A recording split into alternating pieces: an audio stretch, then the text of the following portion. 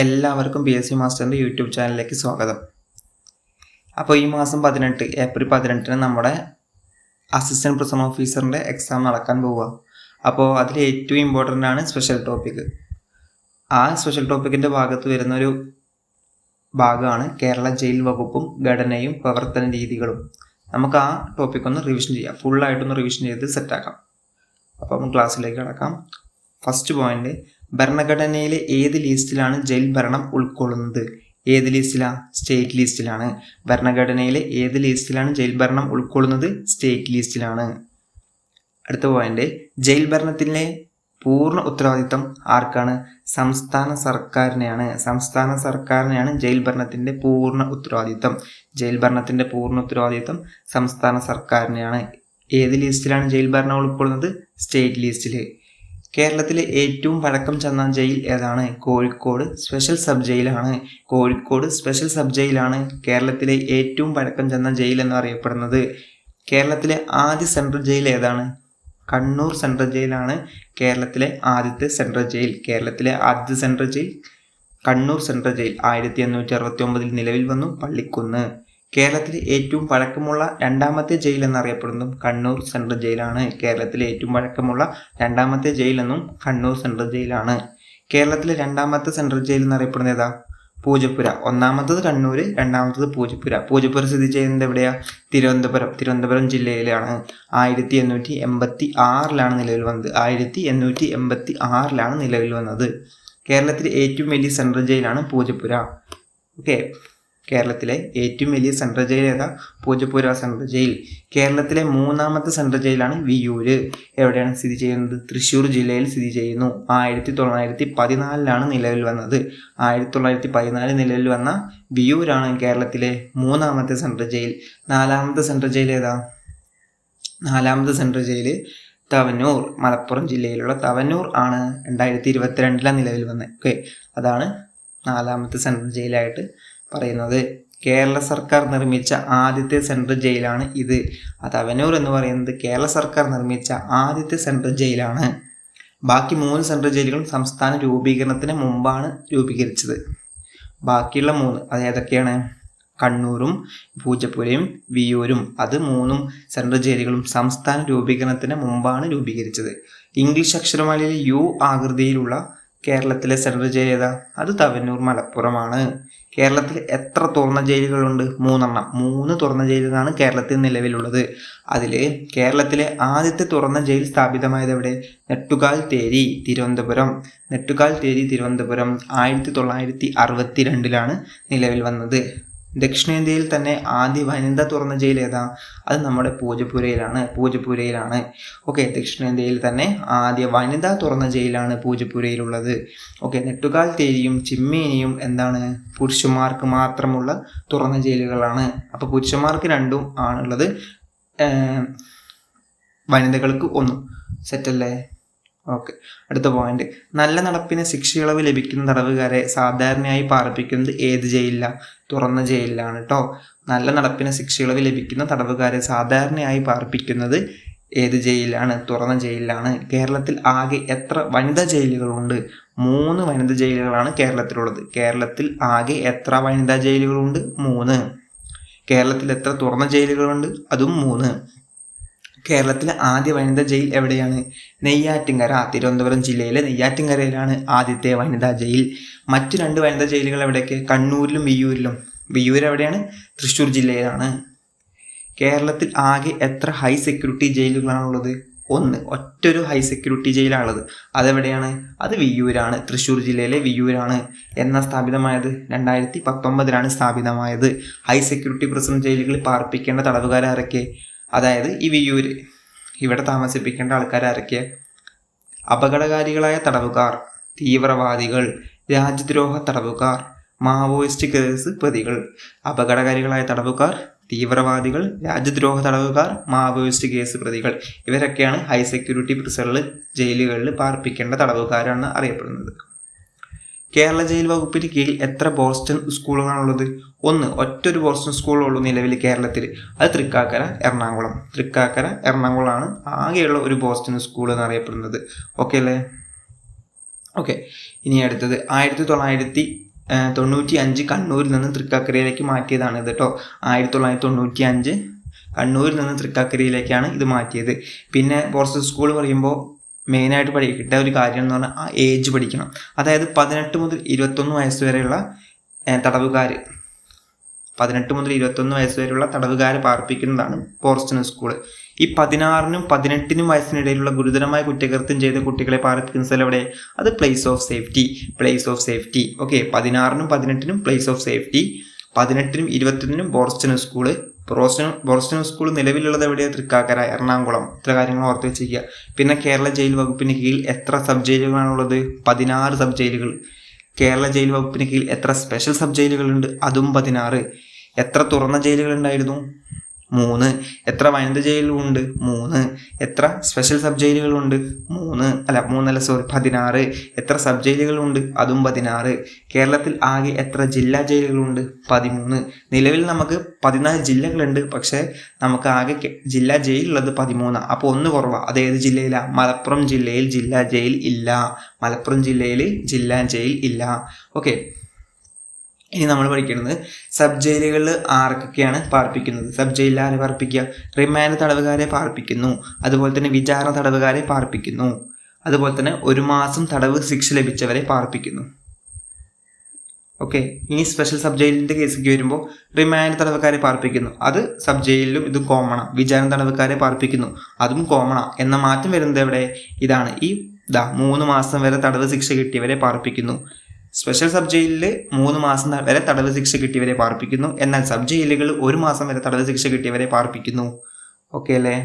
ജില്ലാ ജയിലിലേക്ക് വരുമ്പോൾ കോമൺ ആയിട്ട് റിമാൻഡ് തടവുകാരെ പാർപ്പിക്കുന്നുണ്ട്, അതുപോലെ തന്നെ വിചാരണ തടവുകാരെ പാർപ്പിക്കുന്നുണ്ട്.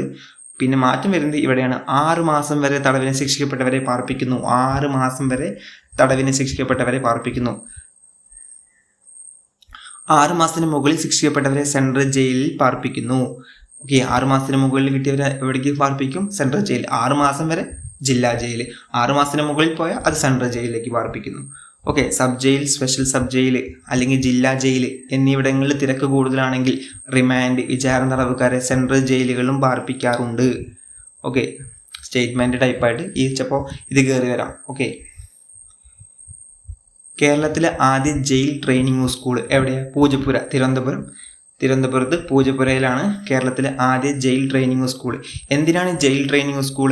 അതായത് ജയിൽ ഉദ്യോഗസ്ഥർക്ക് പരിശീലനം കൊടുക്കാൻ വേണ്ടിയിട്ടാണ് ജയിൽ ട്രെയിനിങ് സ്കൂൾ. ഇത് നിലവിൽ എവിടെയുള്ളത്? പൂജപ്പുര, തിരുവനന്തപുരത്ത്. ഓക്കെ, ആദ്യമായിട്ട് വന്നത് അവിടെ പൂജപ്പുര, തിരുവനന്തപുരത്ത്. 1957 നിലവിൽ വന്നത്. എന്നാൽ 1988 ഇതിൻ്റെ പേര് മാറ്റി. നിലവിൽ ഇതിൻ്റെ പേര് state institute of correctional administration എന്നാണ്. കേരള ജയിൽ വകുപ്പിൻ്റെ ആസ്ഥാന കാര്യാലയം എവിടെയാണ്? പൂജപ്പുര, തിരുവനന്തപുരത്ത് പൂജപ്പുരയിലാണ്. കേരള ജയിൽ വകുപ്പിൻ്റെ തലവനാരാ? Director general of prisons and correctional services. Okay, Kerala jail വകുപ്പിന് തലവനാരാണ്? Director general of prisons and correctional services. നിലവിൽ കേരള ജയിൽ വകുപ്പ് മേധാവി ബൽറാം കുമാർ IPS. ജയിൽ വകുപ്പിന്റെ ചുമതല വഹിക്കുന്ന മന്ത്രി ആഭ്യന്തര വകുപ്പിന്റെ ചുമതല വഹിക്കുന്ന പിണറായി വിജയനാണ്. ഈ പോയിന്റ് ഓർത്ത് വെച്ചോ, സ്റ്റേറ്റ്മെന്റ് ആയിട്ട് വരും. പിന്നെ സംസ്ഥാന ജയിൽ വകുപ്പിനെ 3 മേഖലകളായിട്ട് തരംതിരിച്ചിട്ടുണ്ട്. ഓക്കെ, 3 മേഖലകളായി തരംതിരിച്ചിരിക്കുന്നു. അതിലൊന്ന് ദക്ഷിണ മേഖല, അതുപോലെ തന്നെ അടുത്തത് ദക്ഷിണ മേഖല, ഒന്നാമത്തത് ദക്ഷിണ മേഖല, മധ്യമേഖല, വടക്കൻ മേഖല എന്നിങ്ങനെ 3 മേഖലകളായിട്ട് സംസ്ഥാന ജയിൽ വകുപ്പിനെ തരംതിരിച്ചിട്ടുണ്ട്. അല്ലേ? സെറ്റല്ലേ? ഓക്കെ, ഇനി കേരള പ്രിസൺസ് റൂൾസ് നിലവിൽ വന്നത് എന്നാണ്? 1958 ആധുനിക തെറ്റുതിരുത്തൽ ആശയങ്ങളെ അടിസ്ഥാനമാക്കി Kerala prisons and correctional services act രൂപീകരിക്കപ്പെട്ടതെന്ന 2010 2010 പ്രിസൺസ് ആൻഡ് കറക്ഷണൽ സർവീസസ് ആക്ടിൻ കൗമാരപ്രായത്തിലുള്ള കുറ്റവാളിക്ക് നൽകിയിരിക്കുന്ന നിർവചനം എന്താണ് കൗമാരപ്രായത്തിലുള്ള കുറ്റവാളിക്ക് നൽകിയിരിക്കുന്ന നിർവചനം? 18 വയസ്സിൽ കുറയാത്തതും എന്നാൽ 21 വയസ്സിൽ കൂടാത്തതുമായ കുറ്റവാളി. 18 വയസ്സിനും 21 വയസ്സിനുള്ള പ്രായമുള്ള ഏജുള്ളവരെയാണ് കൗമാരപ്രായത്തിലുള്ള കുറ്റവാളി എന്ന് നിർവചനം നൽകിയിരിക്കുന്നത്. 21 വയസ്സിൽ കൂടുതലുള്ള തടവുകാരൻ പ്രായപൂർത്തിയായ തടവുകാരൻ എന്നാണ് പറയുക. ഒരു തടവുകാരൻ്റെ അവകാശങ്ങൾ എന്തൊക്കെയാണ്? ഒരു തടവുകാരൻ്റെ അവകാശം മതവിശ്വാസം തുടരുന്നതിനുള്ള അവകാശമുണ്ട്, മതിയായ ആഹാരക്രമത്തിനുമുണ്ട്, പക്ഷേ ഇഷ്ടമുള്ള ആഹാരം കഴിക്കാനും കിട്ടാനൊന്നും അവകാശമില്ല. ഓക്കെ. അതുപോലെ തന്നെ നിയമസേവനത്തിനുള്ള അവകാശമുണ്ട്, ശുചിത്വമുള്ള ജീവിത സാഹചര്യത്തിനുള്ള അവകാശമുണ്ട്, അതുപോലെ തന്നെ വൈദ്യസഹായം തേടാനുള്ള അവകാശമുണ്ട്, ഉപാധികൾക്ക് വിധേയമായ കുടുംബവുമായുള്ള ആശയവിനിമയത്തിനുള്ള അവകാശമുണ്ട്. ഇതൊക്കെയാണ് ഒരു ജയിൽ തടവുകാരൻ്റെ അവകാശങ്ങൾ. ജയിൽ അച്ചടക്ക സമിതിയുടെ അധ്യക്ഷൻ ആരാണ്? ജയിൽ സൂപ്രണ്ടാണ്.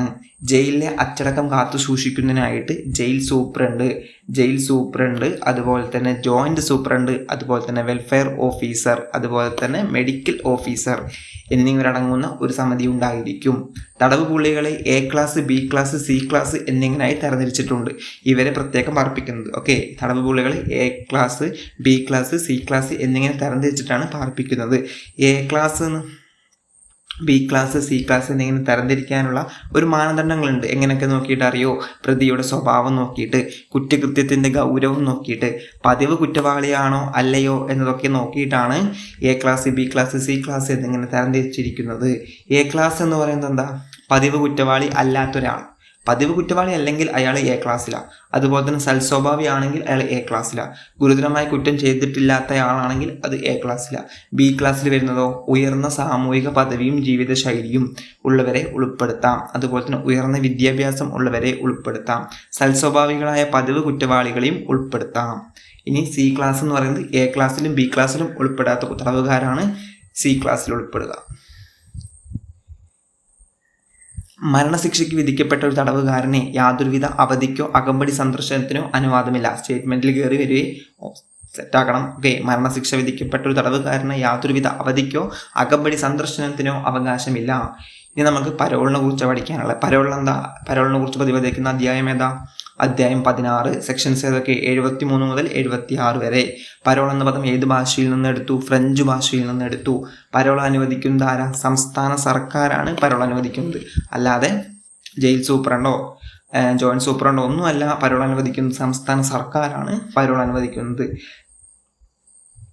തടവുകാർക്ക് നൽകിയിട്ടുള്ള എല്ലാ തരത്തിലുമുള്ള പരോളും അവധിയും ഇളവ് ചെയ്യലും എല്ലാം യാതൊരു വിധത്തിലും ശിക്ഷയുടെ 1/3 കൂടരുത്.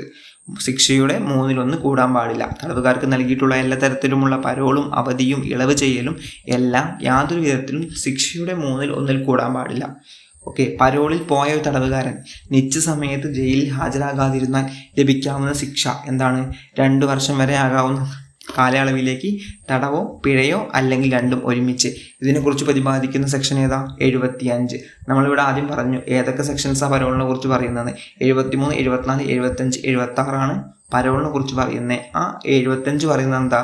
പരോളിൽ പോയ തടവുകാരൻ നിശ്ചിത സമയത്ത് ജയിലിൽ ഹാജരാകാതിരുന്നാൽ ലഭിക്കാവുന്ന ശിക്ഷയെക്കുറിച്ചാണ് പറയുന്നത്. ആ ശിക്ഷ എന്താ? 2 വർഷം വരെ ആകാവുന്ന കാലയളവിലേക്ക് തടവോ പിഴയോ അല്ലെങ്കിൽ രണ്ടും ഒരുമിച്ച്. കാലാവധി തീരുന്നതിന് മുമ്പ് ദീർഘകാലത്തേക്ക് ശിക്ഷിക്കപ്പെട്ട തടവുകാരനെ മോചിപ്പിക്കാൻ കഴിയുന്നത് ആർക്കാ? സംസ്ഥാന സർക്കാരിനെ. അപ്പോൾ സംസ്ഥാന സർക്കാരാണ് പരോൾ കൊടുക്കുന്നതും ഓർക്കുക. അതുപോലെ തന്നെ കാലാവധി തീരുന്നതിന് മുമ്പ് ഒരു ദീർഘകാലത്തേക്ക് ശിക്ഷിക്കപ്പെട്ട തടവുകാരനെ മോചിപ്പിക്കാൻ കഴിയുന്നതും സംസ്ഥാന സർക്കാരിനെയാണ്.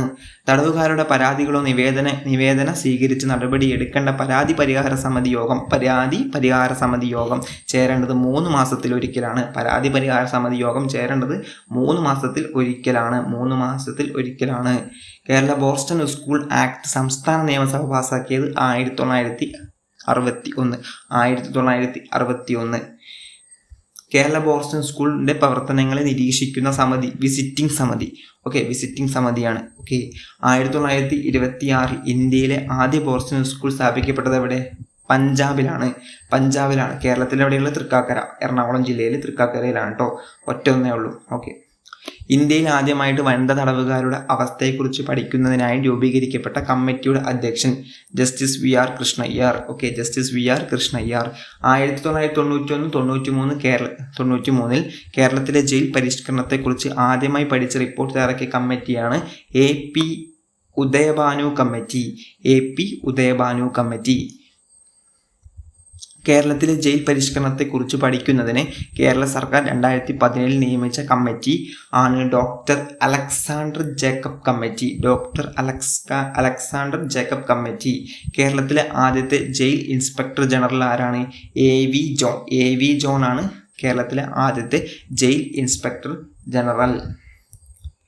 ജയിലുകളിലെ ജോലികളെ വിദഗ്ധ ജോലിയെന്നും അവിദഗ്ധ ജോലിയെന്നും തിരിച്ചിട്ടുണ്ട്. ഇതിൽ വിദഗ്ധ ജോലികൾക്ക് വേതനം കൂടുതലാണ്. ഇത് PYQ ആണ്, സ്റ്റേറ്റ്മെന്റ് ആയിട്ട് PYQ ചോദിച്ച ക്വസ്റ്റ്യൻ ആണ് കേട്ടോ, ഓർക്കണം. തടവുകാർക്ക് ലഭിക്കുന്ന അവധികൾ 3 സാധാരണ അവധി, എമർജൻസി അവധി, അതുപോലെ തന്നെ ഹോം ലീവ്. മൊത്തം അങ്ങനെ 3 ടൈപ്പ് ഓഫ് അവധികളാണ് ലഭിക്കുക. 1 വർഷമോ അതിൽ കൂടുതൽ ശിക്ഷ ലഭിച്ച നല്ല സ്വഭാവമുള്ള തടവുകാർക്ക് അവരുടെ ശിക്ഷാ കാലയളവിൻ്റെ 3/1 അല്ലെങ്കിൽ 2 വർഷമോ ഇതിൽ കുറവ് ഏതാണോ അത് പൂർത്തിയാക്കിയിട്ടുണ്ടെങ്കിലാണ് സാധാരണ അവധി ലഭിക്കുന്നത്. ഒരു തടവുകാരൻ്റെ ആദ്യത്തെ സാധാരണ അവധി അനുവദിക്കുന്നത് ആരാ? DGP ഓഫ് പ്രിസൺസ് ആണ്. ഒരു തടവുകാരൻ്റെ ആദ്യത്തെ സാധാരണ അവധി അനുവദിക്കുന്നത് DGP ഓഫ് പ്രിസൺസ് ആണ്. ഒരു തടവുകാരൻ്റെ ആദ്യത്തെ സാധാരണ അവധിയെ തുടർന്നുള്ള അവധികൾ അനുവദിക്കുന്നത് ജയിൽ സൂപ്രണ്ട്. ആദ്യത്തെ സാധാരണ അവധി അനുവദിക്കുന്നത് DGP ഓഫ് പ്രിസൺസ്. അത് കഴിഞ്ഞിട്ടുള്ള സാധാരണ അവധി അനുവദിക്കുന്നത് ജയിൽ സൂപ്രണ്ട്. എമർജൻസി അവധി ഒരു തടവുകാരനെ അനുവദിക്കുന്നത് ആരാ? ഏതൊക്കെ കേസിലറിയോ? ഒരു നല്ല സ്വഭാവമുള്ള തടവുകാരനെയാണ് എമർജൻസി അവധി കിട്ടുള്ളൂ. ആ കിട്ടുന്ന സാഹചര്യങ്ങൾ ഏതൊക്കെ അറിയോ? ഉറ്റബന്ധുക്കളുടെ മരണം അല്ലെങ്കിൽ അവരുടെ രോഗാവസ്ഥ, ഉറ്റബന്ധുക്കളുടെ വിവാഹം, താമസിക്കുന്ന കെട്ടിടം പൂർണ്ണമായോ ഭാഗികമായോ തകരുമ്പോൾ. ഓക്കെ, സെറ്റല്ലേ? ഓക്കെ, എമർജൻസി അവധിക്ക് യോഗ്യനല്ലാത്ത തടവുകാരുണ്ട്. ആരൊക്കെ? ദേശസുരക്ഷയ്ക്ക് ശിക്ഷിക്കപ്പെട്ട തടവുകാരൻ, പതിവ് കുറ്റവാളികളായി തരംതിരിക്കപ്പെട്ടവർ, അപകടകാരികളായി കണക്കാക്കിയിട്ടുള്ള തടവുകാർ, മാനസിക രോഗാവസ്ഥയിലുള്ളവരും പകർച്ചവ്യാധികളുള്ളവരും. ഓക്കെ, ഇവരൊന്നും എമർജൻസി അവധിക്ക് യോഗ്യനല്ലാത്ത തടവുകാരാണ്. ജയിൽ സൂപ്രണ്ടിന് ഒരു തടവുകാരന് അനുവദിക്കാവുന്ന പരമാവധി എമർജൻസി അവധി എത്ര ദിവസമാണ്? 10 ദിവസം വരെയാണ് കേട്ടോ. ഹോം ലീവ് അനുവദിക്കുന്നത് ആർക്ക്? തുറന്ന ജയിലിലെ തടവുകാർക്കാണ് ഹോം ലീവ് അനുവദിക്കുന്നത്. ഹോം ലീവ് അനുവദിക്കുന്നത് ആർക്കാണ്? തുറന്ന ജയിലിലെ തടവുകാർക്ക്. തടവുകാർക്ക് ഹോം ലീവ് ഉൾപ്പെടെ 1 വർഷത്തിൽ എത്ര സാധാരണ അവധി അനുവദിക്കാം? 5 അനുമതിയാണ്. 5 പ്രാവശ്യം കേട്ടോ. അടഞ്ഞ ജയിലിലെ തടവുകാർക്ക് 1 വർഷത്തിൽ 4 തവണ മാത്രമേ സാധാരണ അവധി അനുവദിക്കുകയുള്ളൂ. അടഞ്ഞ ജയിലിലാണെങ്കിൽ എത്രയാണ്? 4 തവണ മാത്രം. എന്നാൽ സാധാരണ അവധി അനുവദിക്കുന്ന ഉൾപ്പെടെ 1 വർഷത്തിൽ എത്ര തവണ സാധാരണ അവധി അനുവദിക്കും ചോദിച്ചാൽ അത് 5 കേട്ടോ. സാധാരണ തടവുകാർക്ക്, തുറന്ന ജയിലിലുള്ള ആൾക്കാർക്ക്. അടഞ്ഞ ജയിലിലാണെങ്കിൽ അത് 4 തവണ മാത്രമേ കിട്ടുള്ളൂ. തടവ് ശിക്ഷ അനുഭവിക്കുന്ന ഒരു വ്യക്തിയെ പഠനാവശ്യത്തിനായി മോചിപ്പിക്കുന്നതായി. ഇനി അങ്ങോട്ടുള്ളതൊക്കെ PYQ ക്വസ്റ്റ്യൻസാണ്.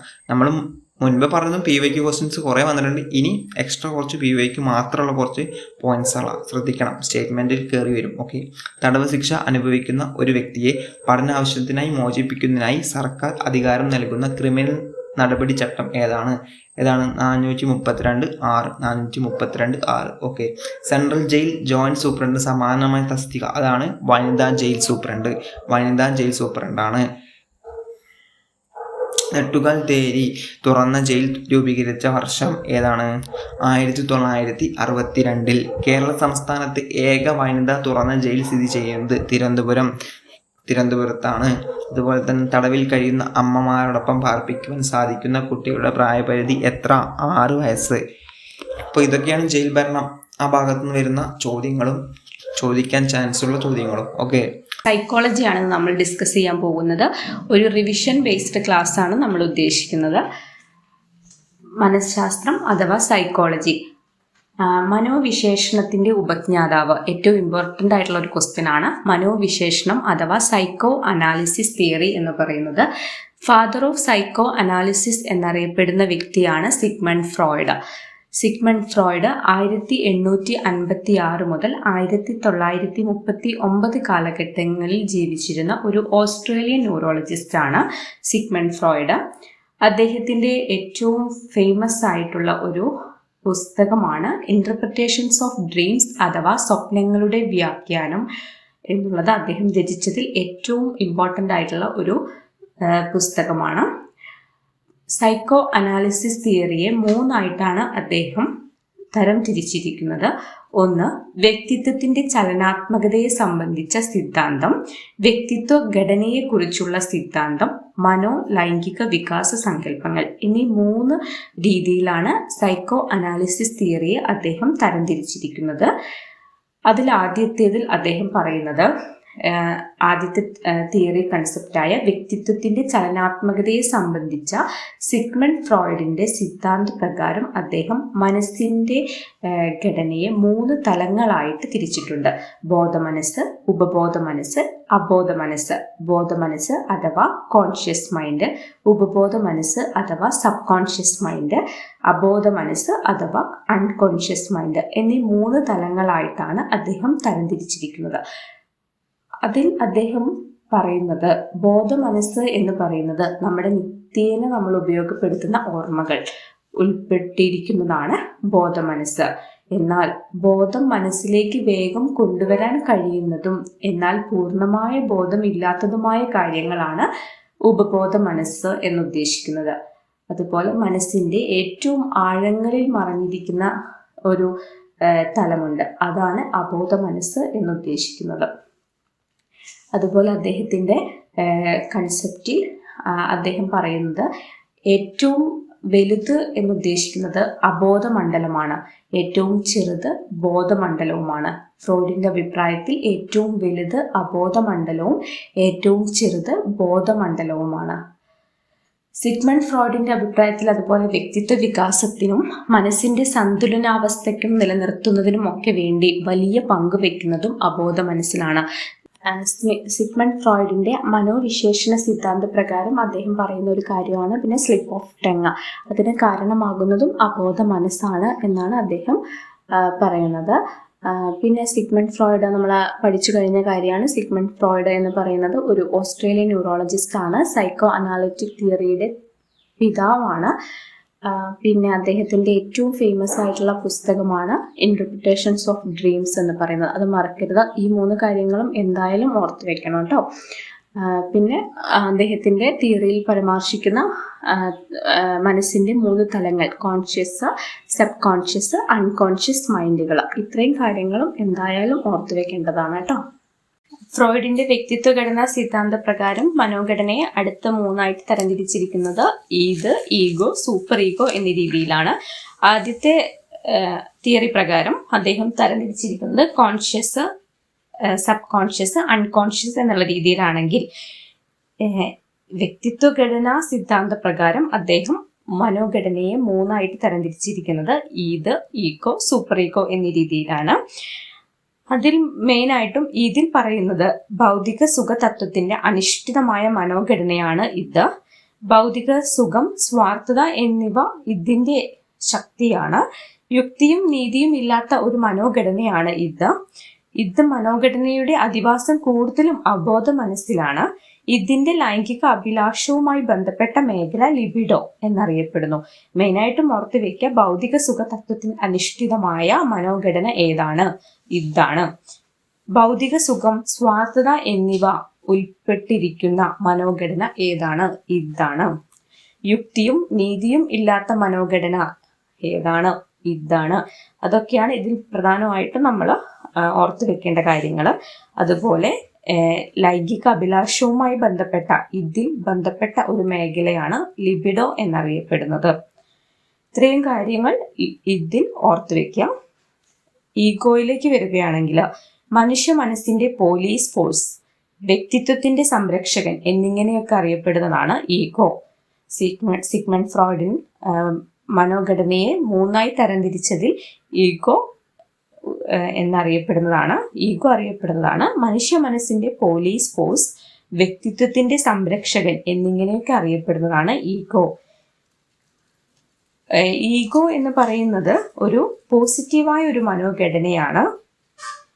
ഇതിനെ നിയന്ത്രിക്കുന്ന ഒരു പോസിറ്റീവ് മനോഘടനയാണ് ഈഗോ ആക്ച്വലി. ദെൻ ഇതിനെ കുതിരയോട് നമ്മൾ ഉപമിക്കുകയാണെങ്കിൽ ഈഗോ എന്ന് പറയുന്നത് ആ കുതിരയെ നിയന്ത്രിക്കുന്ന ഒരു കുതിരക്കാരനുമായിട്ടാണ് നമുക്ക് ഈഗോയെ ഉപമിക്കാൻ കഴിയുക. ഇത് ഒരു കുതിരയാണെങ്കിൽ ആ കുതിരയെ നിയന്ത്രിക്കുന്ന ഒരു കുതിരക്കാരനായിട്ടാണ് നമ്മൾ ഈഗോനെ ഉപമിക്കാൻ പറ്റുക.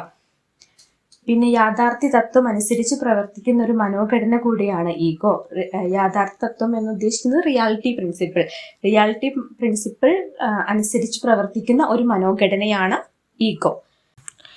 ഫ്രോയിഡിന്റെ തിയറി അനുസരിച്ച് റിയാലിറ്റി പ്രിൻസിപ്പിൾ പ്രകാരം പ്രവർത്തിക്കുന്നതാണ് ഈഗോ.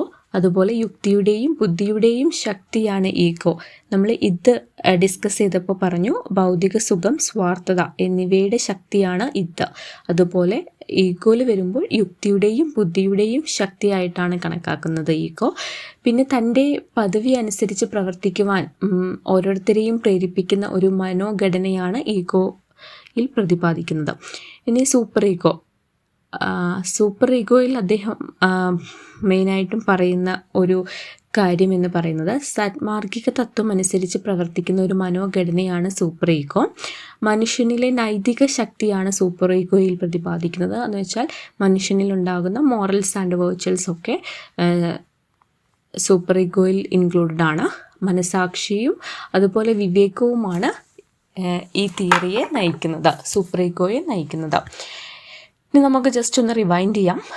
ഏറ്റവും ആദ്യം ഓർക്കേണ്ട കാര്യം സിഗ്മണ്ട് ഫ്രോയിഡാണ് സൈക്കോ അനലിറ്റിക്കൽ തിയറി അഥവാ മനോവിശേഷണത്തിൻ്റെ പിതാവ്. അദ്ദേഹം രചിച്ചിരിക്കുന്ന പുസ്തകമാണ് ഡ്രീംസ് ഓഫ് ഇൻ്റർപ്രിറ്റേഷൻസ്. അദ്ദേഹത്തിൻ്റെ സൈക്കോ അനാലിസിസ് തിയറിയെ 3ആയിട്ട് തരംതിരിച്ചിട്ടുണ്ട്. അതിൽ പറയുന്ന കാര്യങ്ങളാണ് ബോധമനസ്സ്, ഉപബോധ മനസ്സ്, അബോധ മനസ്സ്. അതിലുള്ള പോയിന്റുകളൊക്കെ ഓർത്ത് വെക്കുക കേട്ടോ. അതുപോലെ പറയുന്ന കാര്യങ്ങൾ ഈഗോ, ഇത്, സൂപ്പർ ഈഗോ, അത് ഒന്ന് ഓർത്ത് വെക്കുക. റിയാലിറ്റി പ്രിൻസിപ്പിളുമായിട്ട് മുൻപോട്ട് പോകുന്ന തിയറിയാണ് ഈഗോ എന്നുള്ളത് മനസ്സിലാക്കുക. ഇക്കാര്യങ്ങളൊക്കെയാണ് നമ്മൾ ഓർത്ത് വെക്കേണ്ടത്. ഇനി പറയുന്നത് പ്രീവിയസ് ഇയറിലെ ക്വസ്റ്റ്യൻസ് ഒന്ന് ഡിസ്കസ് ചെയ്യാം. മനോവിശേഷണത്തിൻ്റെ ഉപജ്ഞാതാവ് എന്നറിയപ്പെടുന്നത് നമ്മൾ ഒരുപാട് തവണ പറഞ്ഞു സിഗ്മണ്ട് ഫ്രോയിഡ് ആണ് മനോവിശേഷണത്തിൻ്റെ ഉപജ്ഞാതാവ്. അതുപോലെ ബഹുമുഖ ബുദ്ധി സിദ്ധാന്തം എന്ന് വെച്ചാൽ തിയറി ഓഫ് മൾട്ടിപ്പിൾ ഇൻ്റലിജൻസ് ആവിഷ്കരിച്ചത് ആരാണ്? ഹൊവാർഡ് ഗാർഡ്നർ എന്നാണ് പറയുന്നത്. അദ്ദേഹത്തിൻ്റെ തിയറി അറിയപ്പെടുന്ന Gardner's theory of multiple intelligence എന്നാണ് അദ്ദേഹത്തിൻ്റെ തിയറി അറിയപ്പെടുന്നത് കേട്ടോ. നേടാനുള്ള അഭിപ്രേരണയുടെ സിദ്ധാന്തം എന്ന് വെച്ചാൽ അച്ചീവ്മെൻറ്റ് മോട്ടിവേഷൻ തിയറി ആവിഷ്കരിച്ചത് മക്ലെനൻസ് എന്ന് പറയുന്ന വ്യക്തിയാണ്. ഇതെല്ലാം ഓർത്തു വയ്ക്കുക. ലക്ഷ്യത്തിനു വേണ്ടി പ്രവർത്തിക്കാനുള്ള ആഗ്രഹമാണ് അച്ചീവ്മെൻറ്റ് മോട്ടിവേഷൻ സിദ്ധാന്തത്തിൽ പറയുന്നത് കേട്ടോ. പിന്നെ ഹൈറാർക്കി ഓഫ് നീഡ്സ് തിയറി എന്ന് പറയുന്നത് സൈക്കോളജിയിലെ ഒരു പ്രധാനപ്പെട്ട തിയറിയാണ്. ഹൈറാർക്കി ഓഫ് നീഡ്സ് തിയറി, അതിനൊരു പിരമിഡൊക്കെ ഉണ്ട്. എബ്രഹാം മാസ്ലോ ആണ് അതിൻ്റെ ഉപജ്ഞാതാവ്. Maslow's hierarchy of needs theory എന്നാണ് അറിയപ്പെടുന്നത് കേട്ടോ. അത് ഓർത്ത് വയ്ക്കുക. ഹൈറാർക്കി ഓഫ് നീഡ്സ് തിയറിയുടെ ഉപജ്ഞാതാവ് എബ്രഹാം മാസ്ലോ ആണ്. സാക്ഷാത്കാര സിദ്ധാന്തം എന്നും ഈ സിദ്ധാന്തം അറിയപ്പെടുന്നു. എബ്രഹാം മാസ്ലോയുടെ നീഡ്സ് തിയറി അഭിപ്രേരണയുമായി ബന്ധപ്പെട്ടിരിക്കുന്നു. അഭിപ്രേരണ എന്ന് ഉദ്ദേശിക്കുന്നത് എന്തിനാ? മോട്ടിവേഷൻ. മാസ്ലോയുടെ നീഡ്സ് തിയറി മോട്ടിവേഷനുമായിട്ട് ബന്ധപ്പെട്ടിരിക്കുന്നു. അദ്ദേഹം ഒരു പിരമിഡ് ഉണ്ട് നീഡ്സ്. അദ്ദേഹത്തിൻ്റെ നീഡ്സ് തിയറിയിൽ, ഹൈറാർക്കി ഓഫ് നീഡ്സ് തിയറിയിൽ മെയിനായിട്ട് പറയുന്ന 5 പോയിന്റുകളാണുള്ളത്. ഒന്ന് ശാരീരിക ആവശ്യങ്ങൾ എന്ന് വെച്ചാൽ സെൽഫ് ആക്ച്വലൈസേഷൻ എന്നാണ് നമ്മൾ പറയുന്നത്, ശാരീരിക ആവശ്യങ്ങൾ. അതുപോലെ എസ്റ്റീം, സ്വയരക്ഷയുമായി ബന്ധപ്പെട്ട ആവശ്യങ്ങൾ. എസ്റ്റീം അത് വെച്ചാൽ നമ്മുടെ റെസ്പെക്റ്റ്, സ്റ്റാറ്റസ്, ഫ്രീഡം, അതെല്ലാം അതിൽ ഉൾപ്പെടുന്നതാണ്. പിന്നെ സ്നേഹം, സ്വന്തം എന്ന ബോധം എന്നീ ആവശ്യങ്ങൾ എന്നുദ്ദേശിക്കുന്നത് love, belongings and friendship, family എല്ലാം ഈ സ്നേഹം, സ്വന്തം എന്ന ബോധം എന്നീ ആവശ്യങ്ങളിൽ ഉൾപ്പെടുന്നതാണ്. അഭിമാനവുമായി ബന്ധപ്പെട്ട ആവശ്യങ്ങൾ എന്നുദ്ദേശിക്കുന്നതിലാണ് സേഫ്റ്റി നീഡ്സിൽ വരുന്നത്. സേഫ്റ്റി നീഡ്സ് എന്ന് വെച്ചാൽ പേഴ്സണാലിറ്റി, സെക്യൂരിറ്റി, എംപ്ലോയ്മെൻറ്റ്, ഹെൽത്ത്, നമ്മുടെ പ്രോപ്പർട്ടി, അതൊക്കെ അഭിമാനവുമായി ബന്ധപ്പെട്ട ആവശ്യങ്ങളിൽ വരുന്നതാണ്. ആത്മയഥാർത്ഥവൽക്കരണം എന്ന് പറയുന്നതിൽ വരുന്നതാണ് ഫിസിയോളജിക്കൽ നീഡ്സ്. എന്ന് വെച്ചാൽ നമ്മൾ ശ്വസിക്കുന്ന എയർ, കുടിക്കുന്ന വെള്ളം, ഫുഡ്, സ്ലീപ്പ്, ക്ലോത്തിങ്, അങ്ങനത്തെ കാര്യങ്ങളൊക്കെയാണ് ആത്മയഥാർത്ഥവൽക്കരണത്തിൽ വരുന്നത്. ഇത്രയും 5 കാര്യങ്ങളാണ് ഹൈറാർക്കി ഓഫ് നീഡ്സ് തിയറിയിൽ വരുന്നത്. അത് കൊണ്ടുവന്നിരിക്കുന്നത് എബ്രഹാം മാസ്ലോ. പറയുന്നത് Maslow's hierarchy of need theory എന്നാണ് കേട്ടോ. ഈ 5 കാര്യങ്ങൾ ഒരു പിരമിഡ് പോലെയാണ് അദ്ദേഹം ആവിഷ്കരിച്ചിരിക്കുന്നത്. അതിൽ വരുന്ന ക്വസ്റ്റ്യൻസ് ആണ്. മാസ്ലോയുടെ സിദ്ധാന്ത പ്രകാരം ഏറ്റവും പ്രാഥമികമായ ആവശ്യം എന്ന് പറയുന്നത് ശാരീരിക ആവശ്യങ്ങളാണ്. എന്നുവെച്ചാൽ ഒരു പിരമിഡ് നമ്മൾ വരയ്ക്കുവാണെങ്കിൽ ഒരു ട്രയാങ്കിൾ നമ്മൾ വരയ്ക്കുകയാണെങ്കിൽ അതിലെ ഏറ്റവും അടിയിലുള്ള കാര്യം, അടിയിലാണ് അതിന് ഏറ്റവും സ്പേസ് ഉള്ളത്, അവിടെ വരുന്ന കാര്യമാണ് ശാരീരിക ആവശ്യങ്ങൾ. അടുത്തത് മാസ്ലോയുടെ സിദ്ധാന്ത പ്രകാരം ഏറ്റവും മുകളിൽ, ഒരു ട്രയാങ്കിളിൻ്റെ ഏറ്റവും മുകളിൽ വരുന്ന കാര്യമാണ് സെൽഫ് ആക്ച്വലൈസേഷൻ അഥവാ വിഷ്കാരപരമായ ആവശ്യങ്ങൾ. അതൊരു പിരമിഡ് ഓർത്താൽ മതി, അല്ലെങ്കിൽ ഒരു ട്രയാങ്കിൾ ഓർത്താൽ മതി. ആ ട്രയാങ്കിളിൻ്റെ ഏറ്റവും കോർണറിൽ വരുന്ന കാര്യമാണ് സെൽഫ് ആക്ച്വലൈസേഷൻ അഥവാ ആത്മവിഷ്കാരപരമായ കാരണങ്ങൾ. ഏറ്റവും അടിയിലുള്ള ബേസിലുള്ള സാധനങ്ങളാണ് ശാരീരിക ആവശ്യങ്ങൾ എന്ന് വെച്ചാൽ നമ്മുടെ ഫിസിയോളജിക്കൽ നീഡ്സ്. പിന്നെ ബുദ്ധിയുടെ ബഹുമുഖ സിദ്ധാന്തം അവതരിപ്പിച്ചത് നമ്മൾ ഓൾറെഡി ഡിസ്കസ് ചെയ്തു. ഹൊവാർഡ് ഗാർഡ്നർ എന്ന് പറയുന്ന വ്യക്തിയാണ്. Gardner's theory of multiple intelligence എന്നൊക്കെ ഞാൻ പറഞ്ഞു, ഹൊവാർഡ്സ് ഗാർഡ്നർ. ഓക്കെ, അടുത്ത ക്വസ്റ്റ്യൻ, ബുദ്ധിയുടെ ബഹുമുഖ സിദ്ധാന്തവുമായി ബന്ധപ്പെട്ട ഹൊവാർഡ് രചിച്ച പുസ്തകമാണ് ഫ്രെയിംസ് ഓഫ് മൈൻഡ്. അത് ഓർത്ത് വയ്ക്കുക കേട്ടോ. ബുദ്ധിയുടെ ബഹുമുഖ സിദ്ധാന്തവുമായി ബന്ധപ്പെട്ട ഹൊവാർഡ് രചിച്ച പുസ്തകമാണ് ഫ്രെയിംസ് ഓഫ് മൈൻഡ്. നമ്മൾ ഒരു പുസ്തകത്തിനെ കുറിച്ച് കൂടി പറഞ്ഞില്ലേ, ആ പുസ്തകം ആരുടെയായിരുന്നു? സിഗ്മണ്ട് ഫ്രോയിഡിൻ്റെ ഇൻ്റർപ്രിട്ടേഷൻസ് ഓഫ് ഡ്രീംസ്. അത് നമ്മൾ ഓൾറെഡി പഠിച്ച കാര്യമാണല്ലേ. ഇനി അടുത്തൊരു ടോപ്പിക്കാണ് ഇച്ഛാഭംഗം. ഇച്ഛാഭംഗം എന്നുദ്ദേശിക്കുന്നത് എന്താണ്? ഇച്ഛാഭംഗം എന്ന് പറയുന്നത് ഡിസപ്പോയിൻമെൻറ്റ്. അതാണ് നമ്മൾ സിംപ്ലി പറയുന്നത്. പ്രതീക്ഷകളോ ലക്ഷ്യങ്ങളോ സഫലമാകാതെ വരുമ്പോഴുണ്ടാകുന്ന സങ്കീർണമായ ഒരു വൈകാരിക പ്രതികരണമാണ് ഇച്ഛാഭംഗം. മനസ്സിലായോ? പ്രതീക്ഷകളോ ലക്ഷ്യങ്ങളോ സഫലമാകാതെ വരുമ്പോൾ നമ്മളെല്ലാവരിലും ഉണ്ടാകുന്ന ഒരു വൈകാരികമായ ഒരു പ്രതികരണം, അതാണ് ഇച്ഛാഭംഗം. ലക്ഷ്യം നേടിയെടുക്കുന്നതിൽ തടസ്സം നേരിടേണ്ടി വരുമ്പോൾ ഇച്ഛാഭംഗം ഉണ്ടാകുന്നു. അപേക്ഷിച്ച ഒരു ജോലി ലഭിച്ചില്ലെങ്കിൽ നമുക്കുണ്ടാകുന്നതാണ് ഇച്ഛാഭംഗം. ഇച്ഛാഭംഗത്തിൻ്റെ ഫലമായി ഉണ്ടാകുന്ന മാനസികാരോഗ്യ പ്രത്യാഘാതങ്ങളെക്കുറിച്ച് പറയുകയാണെങ്കിൽ, ഡിസപ്പോയിൻമെൻറ്റിൽ ഉണ്ടാകുന്ന മെയിനായിട്ടുള്ള കാര്യങ്ങൾ എന്തൊക്കെയാണ്? വിഷാദം, ഉത്കണ്ഠ, മാനസിക സമ്മർദ്ദം, കുറഞ്ഞ ആത്മാഭിമാനം, ഉറക്കക്കുറവ്, ദുർബലമായ രോഗപ്രതിരോധ ശേഷി, ഹൃദയാരോഗ്യ പ്രശ്നങ്ങൾ, ഇതെല്ലാം ഉണ്ടാകുന്നു. പിന്നെ ഇച്ഛാഭംഗം മാനസികവും ശാരീരികവുമായ പ്രശ്നങ്ങൾ സൃഷ്ടിക്കുന്നു. ഇതെല്ലാം സിമ്പിളായിട്ടുള്ള കാര്യങ്ങളാണ്, അതുകൊണ്ടാണ് ജസ്റ്റ് ഞാൻ പറഞ്ഞിട്ട് പോകുന്നത്. ഇച്ഛാഭംഗത്തെ നേരിടാനുള്ള മാർഗം നെഗറ്റീവ് ചിന്തകളെ വെല്ലുവിളിക്കുക, നെഗറ്റീവ് ചിന്തകൾ കുറയ്ക്കുക എന്നുള്ളതാണ് നമ്മളതിനെ ഡിസപ്പോയിൻമെൻറ്റിനെ നേരിടാനുള്ള ഒരു മാർഗം എന്ന് പറയുന്നത്. പിന്നെ നേരിടാൻ നമ്മൾ എക്സസൈസ് ചെയ്യുക, മെഡിറ്റേഷൻ ചെയ്യുക, വികാരങ്ങളെ അംഗീകരിക്കാൻ പഠിക്കുക, യഥാർത്ഥ ബോധത്തോടെയുള്ള പ്രതീക്ഷകളെല്ലാം സ്ഥാപിക്കുക. അങ്ങനെയുള്ള കാര്യങ്ങളിലൊക്കെ നമ്മൾ ശ്രദ്ധിച്ചാൽ നമുക്ക് ഡിസപ്പോയിൻമെൻറ്റ് ഒഴിവാക്കാൻ സാധിക്കും. ഇച്ഛാഭംഗം ജീവിതത്തിലെ അനിവാര്യമായ ഭാഗമാണ്. പക്ഷെ അതിൻ്റെ സ്വഭാവവും സ്വാധീനവും മനസ്സിലാക്കുന്നതിലൂടെ കൂടുതൽ ഉയർച്ചയിലേക്കും സംതൃപ്തിയിലേക്കുമുള്ള പാതയായി അതിനെ മാറ്റാനാകും. ഇനി അടുത്തൊരു ടോപ്പിക്കാണ് ഉത്കണ്ഠ. ഉത്കണ്ഠ എന്ന് പറയുന്നത് ആൻസൈറ്റി. മനസ്സിനുള്ളിൽ ഉടലെടുക്കുന്ന അത്ര ഗൗരവമല്ലാത്തൊരു വികാരമാണ് ആൻസൈറ്റി. അല്പം വെപ്രാളം ഉണ്ടാക്കുന്ന വിഷയങ്ങളോടുള്ള മനസ്സിന് സ്വാഭാവിക പ്രതികരണമാണിത്. എന്നാൽ അതിനെ നിയന്ത്രിക്കാൻ കഴിയാതെ വന്നാൽ മാനസികവും ശാരീരികവുമായ ആരോഗ്യ പ്രശ്നങ്ങൾ സൃഷ്ടിക്കാൻ കഴിയുന്ന രോഗാവസ്ഥ കൂടിയായിട്ട് അത് മാറും. നമ്മുടെ ഉത്കണ്ഠ വരുന്ന അല്ലെങ്കിൽ ഉത്കണ്ഠ രോഗാവസ്ഥയിലുള്ളവരിൽ ഏറ്റവും പ്രവർത്തന സജ്ജമാക്കുന്ന തലച്ചോറിലെ കേന്ദ്രമാണ് അമിഗ്ഡല. പിന്നെ വ്യക്തമല്ലാത്തതും വ്യാപിച്ചു കിടക്കുന്നതും അരോചകവുമായ ഭയത്തെ അറിയപ്പെടുന്നതാണ് ഉത്കണ്ഠ, ആൻസൈറ്റി. വർദ്ധിച്ച ഹൃദയമിടിപ്പ് അതിൻ്റെ ഒരു ശാരീരിക ലക്ഷണമാണ്. ആൻസൈറ്റിന്ന് മെയിനായിട്ടും ചോദിക്കാവുന്ന ഒരു ക്വസ്റ്റ്യൻ എന്ന് പറഞ്ഞാൽ എന്താണ് ആൻസൈറ്റി? ദൈനംദിന സാഹചര്യങ്ങളെക്കുറിച്ചുള്ള തീവ്രവും അമിതവുമായ ആശങ്കയും ഭയവുമാണ് ആൻസൈറ്റി എന്ന് ഉദ്ദേശിക്കുന്നത്. ഒരിക്കലും അതൊരു രോഗലക്ഷണമല്ല എന്ന ബോധ്യപ്പെടുത്തലാണ് അങ്ങനെയുള്ളവർക്ക് ആദ്യം നമ്മൾ നൽകേണ്ടത്. പിന്നെ ഉത്കണ്ഠയെ ഉണർത്തുന്ന ടൈപ്പിലുള്ള കഫീൻ പോലെയുള്ള, കോഫിയിലൊക്കെ അടങ്ങിയിരിക്കുന്ന കഫീൻ പോലെയുള്ള പാനീയങ്ങൾ ഒഴിവാക്കാൻ ശ്രമിക്കുക. പിന്നെ നല്ല ഉത്കണ്ഠ വരുന്ന സമയത്ത്, നല്ല ആൻസൈറ്റി വരുന്ന സമയത്ത് നമ്മൾ ബ്രീത്തിങ് എക്സസൈസ്, മെഡിറ്റേഷൻ അങ്ങനത്തെ കാര്യങ്ങളൊക്കെ ചെയ്യാൻ ശ്രദ്ധിക്കുക കേട്ടോ. സ്ട്രെസ് ഹോർമോൺ എന്നറിയപ്പെടുന്നത് കോർട്ടിസോൺ ആണ്.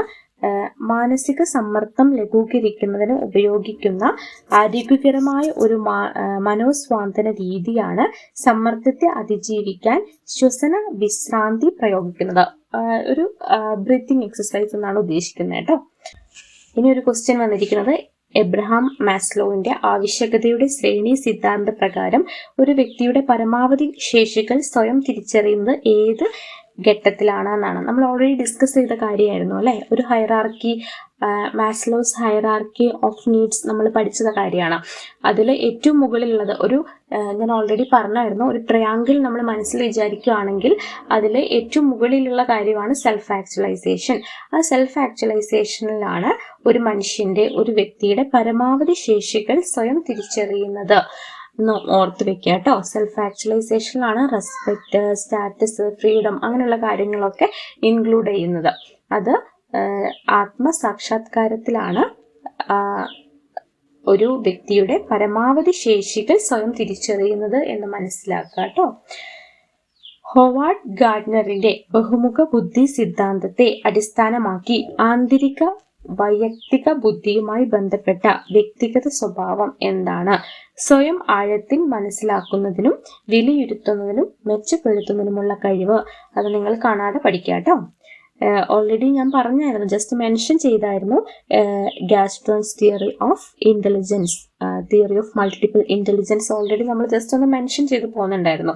അതൊന്ന് മനസ്സിലാക്കി വെക്കുക. സ്വയം ആഴത്തിൽ മനസ്സിലാക്കുന്നതിനും വിലയിരുത്തുന്നതിനും മെച്ചപ്പെടുത്തുന്നതിനുമുള്ള കഴിവാണ് ഹോവാർഡ് ഗാർഡ്നറിന്റെ ബഹുമുഖ ബുദ്ധി സിദ്ധാന്തത്തെ അടിസ്ഥാനമാക്കി ആന്തരിക വൈയക്തിക ബുദ്ധിയുമായി ബന്ധപ്പെട്ട വ്യക്തിഗത സ്വഭാവം എന്താണ് എന്നാണ് ചോദിച്ചിരിക്കുന്നത് കേട്ടോ. ഇച്ചിരി കോംപ്ലിക്കേറ്റഡ് ആയിട്ടാണ് ചോദിച്ചിരിക്കുന്നത്. ദൃശ്യസ്ഥല ബുദ്ധി എന്ന് വെച്ചാൽ സ്പെഷ്യൽ ബുദ്ധി കൂടുതലായിട്ടുള്ളത് ശില്പികൾക്കാണ്. പ്രവർത്തിക്കാനുള്ള പ്രചോദനം എന്തുമായി ബന്ധപ്പെട്ടിരിക്കുന്നു? അഭിപ്രേരണ എന്ന് പറയുന്നത് മോട്ടിവേഷൻ. നമ്മൾ എന്തെങ്കിലും ഒരു കാര്യം ചെയ്യാൻ നമ്മളുടെ ഉള്ളിൽ എല്ലാവർക്കും ഒരു മോട്ടിവേഷൻ വേണം അല്ലെ. ആ മോട്ടിവേഷൻ രണ്ടായിട്ടാണ് തരംതിരിച്ചിരിക്കുന്നത്. അഭിപ്രേരണയെ രണ്ടായിട്ട് തരംതിരിച്ചിട്ടുണ്ട്. ഒന്ന് ബാഹ്യമായ അഭിപ്രേരണ, ഒന്ന് ആന്തരിക അഭിപ്രേരണ. അതില് ആന്തരിക അഭിപ്രേരണ എന്ന് പറയുന്നത് നമ്മുടെ ഉള്ളിൽ നിന്ന് തന്നെ നമ്മൾ മനസ്സിൽ എനിക്കത് വേണം എന്ന് വിചാരിച്ച് നമ്മളായിട്ട് തന്നെ ഒരു കാര്യം ചെയ്യുവാണെങ്കിൽ അത് നമ്മൾ സെൽഫ് മോട്ടീവ് ആണെന്ന് പറയും. അതാണ് ആന്തരിക അഭിപ്രേരണ എന്ന് പറയുന്നത്. ബാഹ്യമായ അഭിപ്രേരണ എന്ന് പറയുന്നത് നമ്മൾ മറ്റുള്ളവരുടെ ഒരു ഇതിന് വേണ്ടിയിട്ട്, ബഹുമതിക്ക് വേണ്ടിയിട്ട്, മറ്റുള്ളവരെ കാണിക്കാൻ വേണ്ടിയിട്ട് അങ്ങനെ എന്തെങ്കിലും നമ്മളൊരു കാര്യം ചെയ്യുകയാണെങ്കിൽ അതിനൊരു ബാഹ്യ അഭിപ്രേരണ എന്നാണ് പറയുന്നത്. അതിൽ നിന്ന് വന്ന ക്വസ്റ്റ്യൻസ് നമുക്ക് നോക്കാം. ബാഹ്യമായ ബഹുമതിക്ക് വേണ്ടി അല്ലാതെ വ്യക്തിപരമായ താല്പര്യം കൊണ്ട് ചെയ്യുന്ന പ്രവർത്തനങ്ങൾ ഏത് തരത്തിലുള്ള അഭിപ്രേരണയ്ക്ക് ഉദാഹരണമാണ്? ആന്തരിക അഭിപ്രേരണ. അടുത്ത ക്വസ്റ്റ്യൻ, ആന്തരിക അഭിപ്രേരണയ്ക്ക് ഒരു ഉദാഹരണമാണ് നല്ല മാർക്ക് നേടണമെന്ന് സ്വയം പ്രേരണ തോന്നി പഠിക്കുന്നു. അത് ആന്തരിക അഭിപ്രേരണയ്ക്ക് ഒരു ഉദാഹരണമാണ്. എന്നുവെച്ചാൽ സെൽഫ് മോട്ടീവായിട്ട് നമ്മൾ ഒരു കാര്യം ചെയ്യുകയാണെങ്കിൽ അത് ആന്തരിക അഭിപ്രേരണയ്ക്ക് ഉദാഹരണമാണ്. ആന്തരിക അഭിപ്രേരണം കാരണമാണ് നമുക്കൊരു സംതൃപ്തി ലഭിക്കുന്നത്. അടുത്ത ക്വസ്റ്റ്യൻ വരുന്ന ബുദ്ധിശക്തിയുടെ ബഹുമുഖ സിദ്ധാന്ത പ്രകാരം നൃത്തം ചെയ്യുന്ന വ്യക്തികളിൽ ഏതുതരം ബുദ്ധിയാണ് മുമ്പിട്ട് നിൽക്കുന്നത്? ശാരീരിക ചലനപര ബുദ്ധി എന്നാണ് അതിനെ പറയുന്നത് കേട്ടോ. ഈ ബഹുമുഖ സിദ്ധാന്തം കണ്ടുപിടിച്ചത് ആരായിരുന്നു? നമ്മൾ ഓൾറെഡി ഡിസ്കസ് ചെയ്ത കാര്യമായിരുന്നല്ലോ, ബഹുമുഖ ബുദ്ധി. ഹോവാർഡ് ഗാർഡ്നർ എന്ന് പറയുന്ന വ്യക്തിയാണ് ഈ ബഹുമുഖ ബുദ്ധി സിദ്ധാന്തം കൊണ്ടുവന്നത് കേട്ടോ. അത് ഓർത്തു വെക്കാം. അയൽക്കാരനുമായി നിരന്തരമായി ഉണ്ടാകുന്ന സംഘർഷം ഏതുതരം മാനസിക സമ്മർദ്ദത്തിനാണ് ഉദാഹരണം? സാമൂഹികപരമായ ഒരു മാനസിക സമ്മർദ്ദമാണ് നമ്മൾക്ക് ഉണ്ടാകുന്നത്. അയൽക്കാരുമായിട്ട് എന്നും ഒരു കോൺഫ്ലിക്റ്റ് ഉണ്ടാകുമ്പോൾ നമ്മളിൽ ഉണ്ടാകുന്ന സാമൂഹികമായിട്ടുള്ളൊരു മാനസിക സമ്മർദ്ദമാണ്. അത് ഓർത്ത് വെക്കാം കേട്ടോ. മാനസിക സമ്മർദ്ദത്തിന്റെ അന്തർമുഖമായ ലക്ഷണം എന്ത്? ശ്രദ്ധ കേന്ദ്രീകരിക്കാനുള്ള ബുദ്ധിമുട്ടാണ് മെയിനായിട്ടും. എന്നുവെച്ചാൽ അറ്റൻഷൻ, നമുക്കൊരു അറ്റൻഷൻ ലഭിക്കാണ്ടിരിക്കുക എന്നുള്ളതാണ് നമുക്കൊരു മെന്റൽ പ്രഷർ അനുഭവിക്കുമ്പോൾ ഉണ്ടാകുന്ന മെയിൻ ആയിട്ടുള്ള ഒരു ലക്ഷണം എന്ന് പറയുന്നത്. അടുത്തൊരു ക്വസ്റ്റ്യൻ പറയുകയാണെങ്കിൽ ആക്രമണോത്സുക നിരീക്ഷണം വഴി പഠിക്കുന്നു എന്ന പരീക്ഷണത്തിലൂടെ സ്ഥാപിച്ച ഒരു സൈക്കോളജിസ്റ്റ് ആണ് Albert Bandura. Fight for flight response എന്നത് ഏതുമായി ബന്ധപ്പെട്ടിരിക്കുന്നു? മാനസിക സമ്മർദ്ദമാണ്. ബുദ്ധി ബഹുമുഖ സിദ്ധാന്തത്തിന്റെ കൈനസ്തെറ്റിക് എന്നത് എന്താണ്? ശാരീരിക ചലനങ്ങൾ കഴിവോടെ നിർവഹിക്കുക എന്നാണ് അതിൽ ഉദ്ദേശിക്കുന്നത് കേട്ടോ. ഈ ബഹുമുഖ സിദ്ധാന്തം കുറച്ച് ക്വസ്റ്റ്യൻസ് അധികം വന്നിട്ടുണ്ട്. അത് കണ്ടുപിടിച്ച ശാസ്ത്രജ്ഞൻ നമ്മൾ ഓൾറെഡി ഡിസ്കസ് ചെയ്ത കാര്യമാണ്. അതൊക്കെ ഓർത്ത് വെക്കുക കേട്ടോ. ആരായിരുന്നു അത് കണ്ടുപിടിച്ചത്? ഹൊവാർഡ് ഗാർഡ്നർ ആയിരുന്നു ബഹുമുഖ ബുദ്ധി സിദ്ധാന്തം കണ്ടുപിടിച്ച ശാസ്ത്രജ്ഞൻ. അതിൽ പറയുന്ന എല്ലാ ക്വസ്റ്റ്യൻസും നിങ്ങൾ റിവൈൻഡ് ചെയ്ത് ഓർത്ത് വെക്കുക കേട്ടോ. ആക്ച്വലി ഇതൊരു ക്ലാസ് ആയിട്ടല്ല നമ്മളെടുത്ത്, ജസ്റ്റ് ഒരു റിവിഷൻ ആണ്. പ്രീവിയസ് ഇയർ ക്വസ്റ്റ്യൻസും എല്ലാം ഇൻക്ലൂഡ് ചെയ്തിട്ടുള്ള ഒരു റിവിഷനാണ് നമ്മൾ ഉദ്ദേശിച്ചത്. സൈക്കോളജി ആയതുകൊണ്ട് കൺസെപ്റ്റ് മനസ്സിലാക്കിയിട്ടില്ലെങ്കിൽ ക്വസ്റ്റ്യൻസ് പഠിക്കുമ്പോൾ കുറച്ച് ബുദ്ധിമുട്ടുണ്ടാകും. പക്ഷെ നിങ്ങളെല്ലാം ക്വസ്റ്റ്യൻസും റിവൈൻഡ് ചെയ്ത് കേൾക്കുക. വിവരാവകാശ നിയമമാണ്. ഓക്കെ, വിവരാവകാശ നിയമത്തിൽ നിന്ന് 5 മാർക്കാണ് ക്വസ്റ്റ്യൻ ഉള്ളത്. അപ്പോൾ നമുക്ക് സമയം കളയാതെ നേരെ ചോദ്യത്തിലേക്ക് പോകാം. ഒന്നാമത്തെ ചോദ്യം എന്താണ്? ഇന്ത്യൻ ജനാധിപത്യത്തിൻ്റെ സൂര്യ തേജസ് എന്നറിയപ്പെടുന്ന നിയമം ഏതാണ്? വിവരാവകാശ നിയമമാണ്. വിവരാവകാശ നിയമം 2005 ഇന്ത്യൻ ജനാധിപത്യത്തിൻ്റെ സൂര്യ തേജസ് എന്നറിയപ്പെടുന്ന നിയമം. അടുത്ത പോയിന്റ്, ഇന്ത്യയിൽ വിവരാവകാശ നിയമത്തിന് വേണ്ടിയുള്ള പ്രക്ഷോഭങ്ങൾക്ക് ഊർജം പകർന്ന വനിത ആരാ? അരുണ റോയ്. അരുണ റോയിയാണ് ഇന്ത്യയിൽ വിവരാവകാശ നിയമത്തിന് വേണ്ടിയുള്ള പ്രക്ഷോഭങ്ങൾക്ക് ഊർജം പകർന്ന വനിത. ഇന്ത്യയിൽ വിവരാവകാശ നിയമത്തിനു വേണ്ടിയുള്ള പോരാട്ടങ്ങൾക്ക് നേതൃത്വം നൽകിയ സംഘടന ഏതാ? MKSS. MKSSന്റെ ഫുൾ എന്താ? മസ്തൂർ കിസാൻ ശക്തൻ സംഗതൻ. ഓക്കെ, MKSSന്റെ പ്രവർത്തന കേന്ദ്രം എവിടെയായിരുന്നു? രാജസ്ഥാനായിരുന്നു. ദേശീയ വിവരാവകാശ നിയമത്തിൻ്റെ മുൻഗാമി എന്നറിയപ്പെടുന്ന നിയമം PYQ ക്വസ്റ്റ്യൻ ആണ്. Freedom of information act 2002. Freedom of information act 2002 ദേശീയ വിവരാവകാശ നിയമത്തിൻ്റെ മുൻഗാമി എന്നറിയപ്പെടുന്ന നിയമം. അടുത്ത പോയിന്റിലേക്ക് പോവാം. ദേശീയ വിവരാവകാശ നിയമം പാസ്സാക്കുമ്പോൾ ഇന്ത്യയിലെ പ്രധാനമന്ത്രി ആരായിരുന്നു? മൻമോഹൻ സിംഗ് ആയിരുന്നു. മൻമോഹൻ സിംഗ് ആയിരുന്നു ദേശീയ വിവരാവകാശ നിയമം പാസ്സാക്കുമ്പോൾ ഇന്ത്യയിലെ പ്രധാനമന്ത്രി. വിവരാവകാശ നിയമത്തിൽ ഒപ്പുവെച്ച രാഷ്ട്രപതി PYQ question APJ Abdul Kalam ആയിരുന്നു. APJ അബ്ദുൽ കലാമാണ് വിവരാവകാശ നിയമത്തിൽ ഒപ്പുവെച്ച രാഷ്ട്രപതി. ദേശീയ വിവരാവകാശ നിയമം പാസ്സാക്കുമ്പോൾ ഇന്ത്യയിലെ പ്രധാനമന്ത്രി ആരായിരുന്നു? മൻമോഹൻ സിംഗ്. ഒപ്പുവെച്ച രാഷ്ട്രപതി ആരാ? APJ അബ്ദുൽ കലാം. വിവരാവകാശ നിയമം പാസ്സാക്കിയ 55ാമത്തെ രാജ്യമാണ് ഇന്ത്യ. 55ാമത്തെ രാജ്യമാണ് ഇന്ത്യ. വിവരാവകാശ നിയമം പാസ്സാക്കിയ ലോകത്തിലെ ആദ്യ രാജ്യം സുഡാൻ. ഓക്കെ, വിവരാവകാശ നിയമം പാസ്സാക്കിയ ലോകത്തിലെ ആദ്യ രാജ്യം സുഡാൻ. ഇന്ത്യയിൽ വിവരാവകാശ നിയമം നടപ്പിലാക്കിയ ആദ്യ സംസ്ഥാനം ഏതാ? തമിഴ്നാട്. തമിഴ്നാടാണ് ഇന്ത്യയിൽ വിവരാവകാശ നിയമം നടപ്പിലാക്കിയ ആദ്യ സംസ്ഥാനം. പിന്നെ വിവരാവകാശ നിയമം 2005 എത്ര അധ്യായങ്ങളുണ്ടെന്നറിയോ? 6 അധ്യായങ്ങൾ, 31 സെക്ഷനുകൾ, 2 ഷെഡ്യൂളുകളാണുള്ളത്. അത് നമ്മൾ പറഞ്ഞു 6 ചാപ്റ്റേഴ്സ് അല്ലെങ്കിൽ 6 അധ്യായങ്ങളുണ്ടെന്ന് പറഞ്ഞു. അതിൽ ഒന്നാമത്തെ അധ്യായം പ്രിലിമിനറി, എല്ലാ നിയമം പോലെ തന്നെ പ്രിലിമിനറി. ഒന്നാമത്തെ ചാപ്റ്റർ പ്രിലിമിനറി. രണ്ടാമത്തെ ചാപ്റ്റർ റൈറ്റ് ടു ഇൻഫർമേഷൻ. മൂന്നാമത്തെ ചാപ്റ്റർ കേന്ദ്ര വിവരാവകാശ കമ്മീഷനെ കുറിച്ച് പ്രതിപാദിക്കുന്നു. നാലാമത്തെ ചാപ്റ്റർ സംസ്ഥാന വിവരാവകാശ കമ്മീഷനെ. അഞ്ചാമത്തെ ചാപ്റ്റർ അപ്പീൽ ആൻഡ് പെനാൽറ്റി. അഞ്ചാമത്തത് അപ്പീൽ ആൻഡ് പെനാൽറ്റി. ആറാമത്തത് വിവിധ വ്യവസ്ഥകൾ. ഓക്കെ, ഇനി അടുത്ത പോയിന്റിലേക്ക് പോകാം. വിവരാവകാശ നിയമത്തിലെ സെക്ഷൻ 2F പ്രകാരം വിവരം എന്നത് എന്താണ്? ഒരു പൊതു അധികാരിയുടെ കൈവശത്തിലോ നിയന്ത്രണത്തിലോ ഉള്ള ഭൗതികമോ ഡിജിറ്റലോ ആയ വിവരങ്ങളും വസ്തുക്കളും സാമ്പിളും മറ്റെന്തെങ്കിലും നിയമത്തിൽ കീഴിൽ ഒരു പൊതു അധികാര സ്ഥാപനത്തിനെ പ്രാപ്യമാക്കുമ്പോൾ കഴിയുന്ന ഏതെങ്കിലും സ്വകാര്യ സ്ഥാപനത്തെ സംബന്ധിച്ചുള്ള വിവരങ്ങൾ എന്നാണ് കേട്ടോ. അതുപോലെ തന്നെ എക്സാമിന് ചോദിച്ചൊരു ക്വസ്റ്റ്യനാണ് 2F. സെക്ഷൻ 2F പ്രകാരം വിവരം എന്നതിൽ എന്തൊക്കെ ഉൾപ്പെടുന്നു എന്ന് ചോദിക്കും. അത് എന്തൊക്കെയുണ്ട്? രേഖകൾ, അതുപോലെ തന്നെ ഇമെയിൽ, അതുപോലെ തന്നെ ഓർഡറുകൾ, ലോഗ് ബുക്കുകൾ, അതുപോലെ തന്നെ പത്രക്കുറിപ്പുകൾ, റിപ്പോർട്ടുകൾ, അതുപോലെ തന്നെ ഇമ്പോർട്ടൻ്റ് ആയിട്ട് ഒന്നാണ് ഇലക്ട്രോണിക് രൂപത്തിലുള്ള ഡാറ്റ മെറ്റീരിയലും വിവരങ്ങൾ എന്നതിൽ ഉൾപ്പെടുന്നുണ്ട്. സെക്ഷൻ ഓർത്ത് വെച്ചോ, സെക്ഷൻ 2F PYQ ആണ്. ഇപ്പോൾ ലാസ്റ്റ് കഴിഞ്ഞ അസിസ്റ്റന്റ് പ്രിസൺ ഓഫീസർ എക്സാമിൽ പോലും ചോദിച്ച സെക്ഷനാണ് സെക്ഷൻ 2F. അടുത്ത ക്വസ്റ്റ്യനിലേക്ക് പോകാം, അല്ലെങ്കിൽ അടുത്ത പോയിന്റിലേക്ക് പോകാം. പബ്ലിക് അതോറിറ്റി, പൊതു അധികാരി എന്നതിന് നൽകിയിരിക്കുന്ന നിർവചനം എന്താണ്? ഭരണഘടന പ്രകാരവും പാർലമെന്റ് നിയമപ്രകാരം രൂപീകരിക്കപ്പെട്ട എല്ലാ അധികാര സ്ഥാപനങ്ങളും, സംസ്ഥാന നിയമസഭകളുടെ നിയമപ്രകാരം രൂപീകരിക്കപ്പെട്ടിട്ടുള്ള അധികാര സ്ഥാപനങ്ങൾ, ഗവൺമെന്റിന്റെ അധികാര പരിധിയിൽ വരുന്നതും സാമ്പത്തിക സഹായം ലഭിക്കുന്നതുമായ സ്ഥാപനങ്ങൾ. ഓക്കെ അല്ലേ? അതാണ് പൊതു അധികാരി എന്ന നിർവചനത്തിൽ ഉൾപ്പെടുന്ന കാര്യങ്ങൾ കേട്ടോ. അടുത്ത പോയിന്റിലേക്ക് പോവാം. വിവരാവകാശ നിയമത്തിലെ വെളിപ്പെടുത്തലിൽ നിന്ന് ഒഴിവാക്കപ്പെട്ടിട്ടുള്ള വിവരങ്ങളെക്കുറിച്ച് പ്രതിപാദിക്കുന്നത് ഏത് സെക്ഷനല്ല? സെക്ഷൻ 8(1) PYQ ക്വസ്റ്റ്യൻ ആണ്. ഒരുപാട് തവണ ചോദിച്ച ക്വസ്റ്റ്യൻ ആണ്. വിവരാവകാശ നിയമത്തിലെ വെളിപ്പെടുത്തലിൽ നിന്ന് ഒഴിവാക്കപ്പെട്ടിട്ടുള്ള വിവരങ്ങളെക്കുറിച്ച് പ്രതിപാദിക്കുന്ന സെക്ഷൻ ഏതാണെന്ന്? സെക്ഷൻ 8(1) ആണ്. സെക്ഷൻ 8(1) ആണ്. ഏതൊക്കെയാണോ ആ വിവരങ്ങൾ നോക്കുകയല്ലേ. ഒഴിവാക്കപ്പെട്ടുള്ള വിവരങ്ങൾ രാജ്യസുരക്ഷ, അഖണ്ഡത എന്നിവയുമായി ബന്ധപ്പെട്ടിരിക്കുന്ന വിവരങ്ങൾ, വിദേശ സർക്കാരിൽ നിന്ന് രഹസ്യമായി ലഭിച്ച വിവരങ്ങൾ, ഒരു വ്യക്തിയുടെ ജീവനോ സ്വത്തിനും അപകടമാകുന്നതോ നിയമപാലകർക്ക് രഹസ്യമായി നൽകുന്ന വിവരങ്ങളോ, ഇതൊക്കെ സെക്ഷൻ 8(1) പ്രകാരം വെളിപ്പെടുത്താൻ പറ്റാത്ത വെളിപ്പെടുത്തിൽ നിന്ന് ഒഴിവാക്കപ്പെട്ടുള്ള വിവരങ്ങളാണ്. അത് ഓർത്ത് വയ്ക്കുക കേട്ടോ.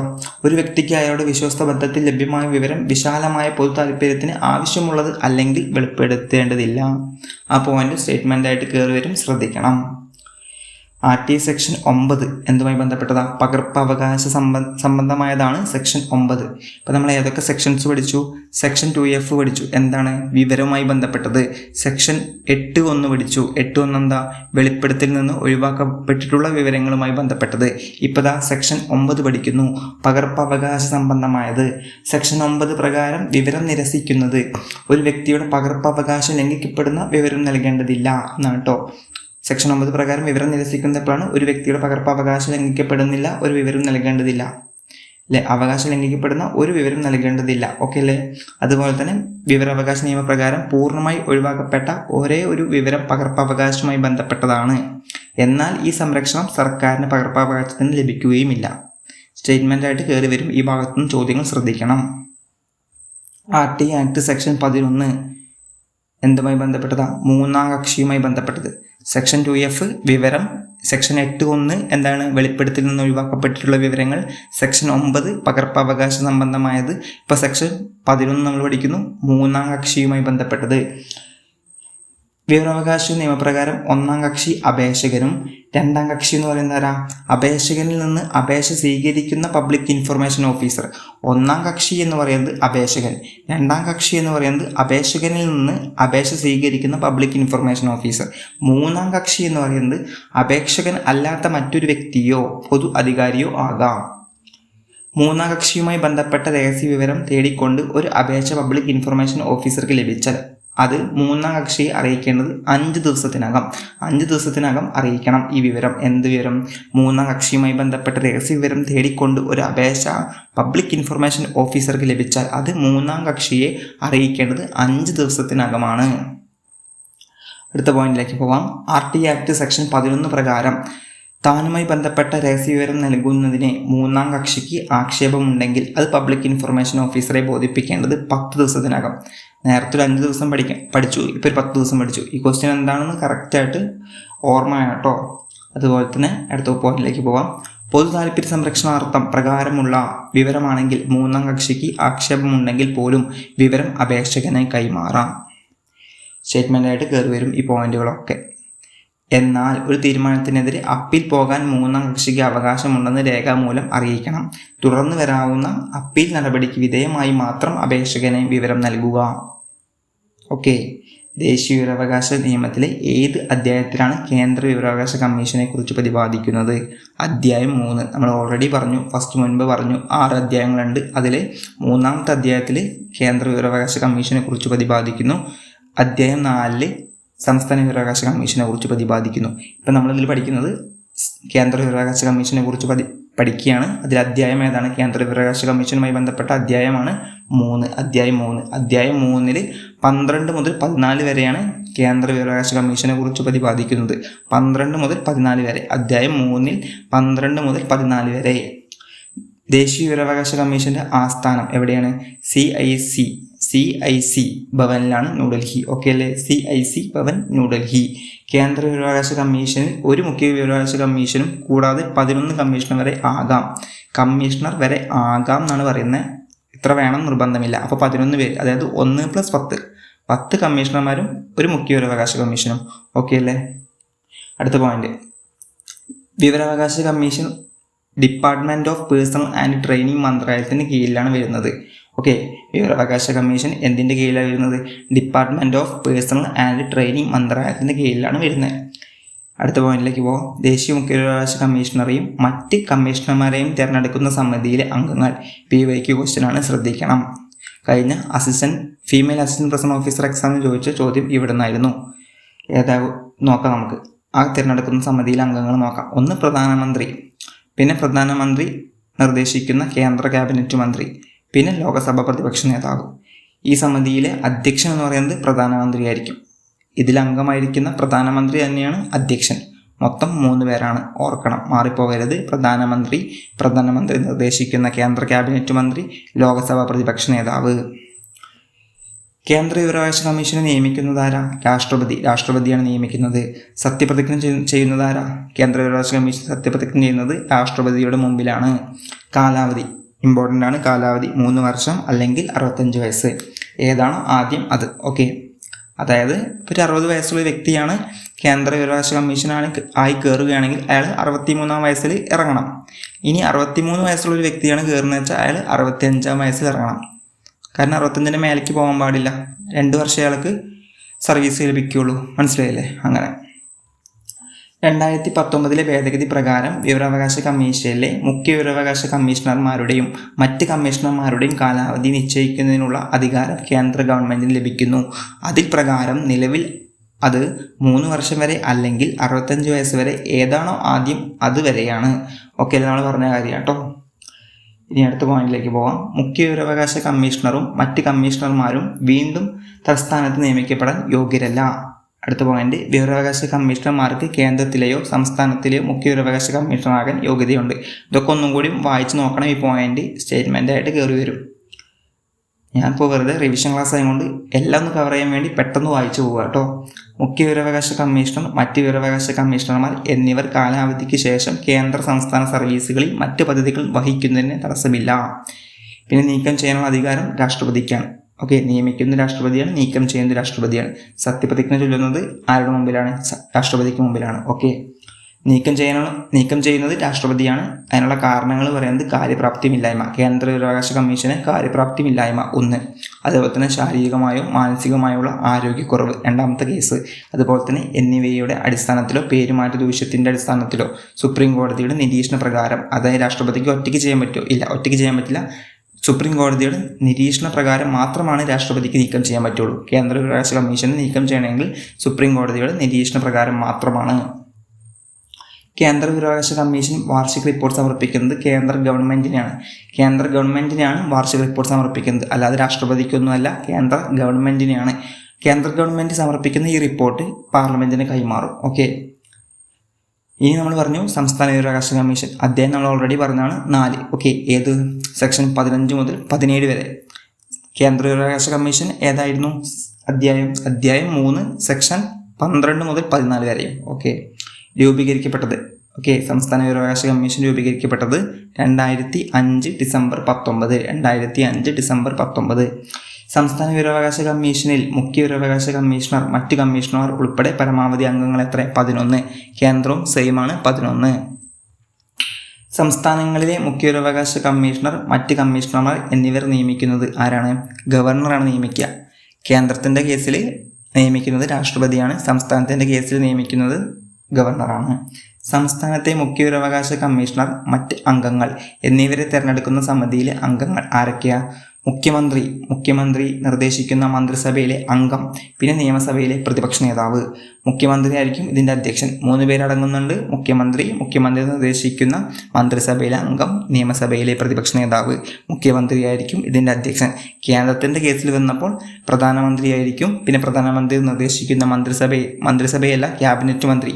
ഓക്കെ, പ്രധാനമന്ത്രി നിർദ്ദേശിക്കുന്ന ക്യാബിനറ്റ് മന്ത്രി, പിന്നെ ലോകസഭയിലെ പ്രതിപക്ഷ നേതാവ്. ഈ 3 പേരാണ് കേന്ദ്രത്തിൻ്റെ കേസിൽ. സംസ്ഥാനത്തിൻ്റെ കേസിൽ മുഖ്യമന്ത്രി നിർദ്ദേശിക്കുന്ന മന്ത്രിസഭയിലെ അംഗം, നിയമസഭയിലെ പ്രതിപക്ഷ നേതാവ്. ഇതിൻ്റെ അധ്യക്ഷൻ മുഖ്യമന്ത്രിയാണ്. കേന്ദ്രത്തിൻ്റെ കേസിൽ അധ്യക്ഷൻ പ്രധാനമന്ത്രിയാണ്. ഓക്കെ അല്ലടാ? ഓക്കെ, ഇനി കാലാവധി സെയിമാണ്, 3 വർഷം 65 വയസ്സ്. കേന്ദ്രത്തിൻ്റെ കേസിലും സംസ്ഥാനത്തിൻ്റെ കേസിലും കാലാവധി സെയിമാണ്. നീക്കം ചെയ്യുന്ന അധികാരമുള്ളത് ഗവർണർക്ക്.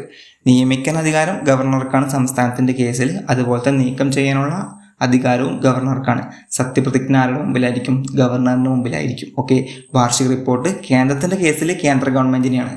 എന്നാൽ സംസ്ഥാനത്തിൻ്റെ കേസിൽ ആർക്കായിരിക്കും? സംസ്ഥാന ഗവൺമെൻറ്റിന്. ഇനി അടുത്ത പോയിന്റിലേക്ക് പോകാം. 2005 വിവരാവകാശ നിയമപ്രകാരം വിവരാവകാശ കമ്മീഷനെയും പൗരനെയും തമ്മിൽ ബന്ധിപ്പിക്കുന്ന ഏറ്റവും പ്രധാനപ്പെട്ട ഉദ്യോഗസ്ഥനാണ് PIO, പബ്ലിക് ഇൻഫർമേഷൻ ഓഫീസർ എന്നാണ് അതിൻ്റെ ഫുൾ നെയിം.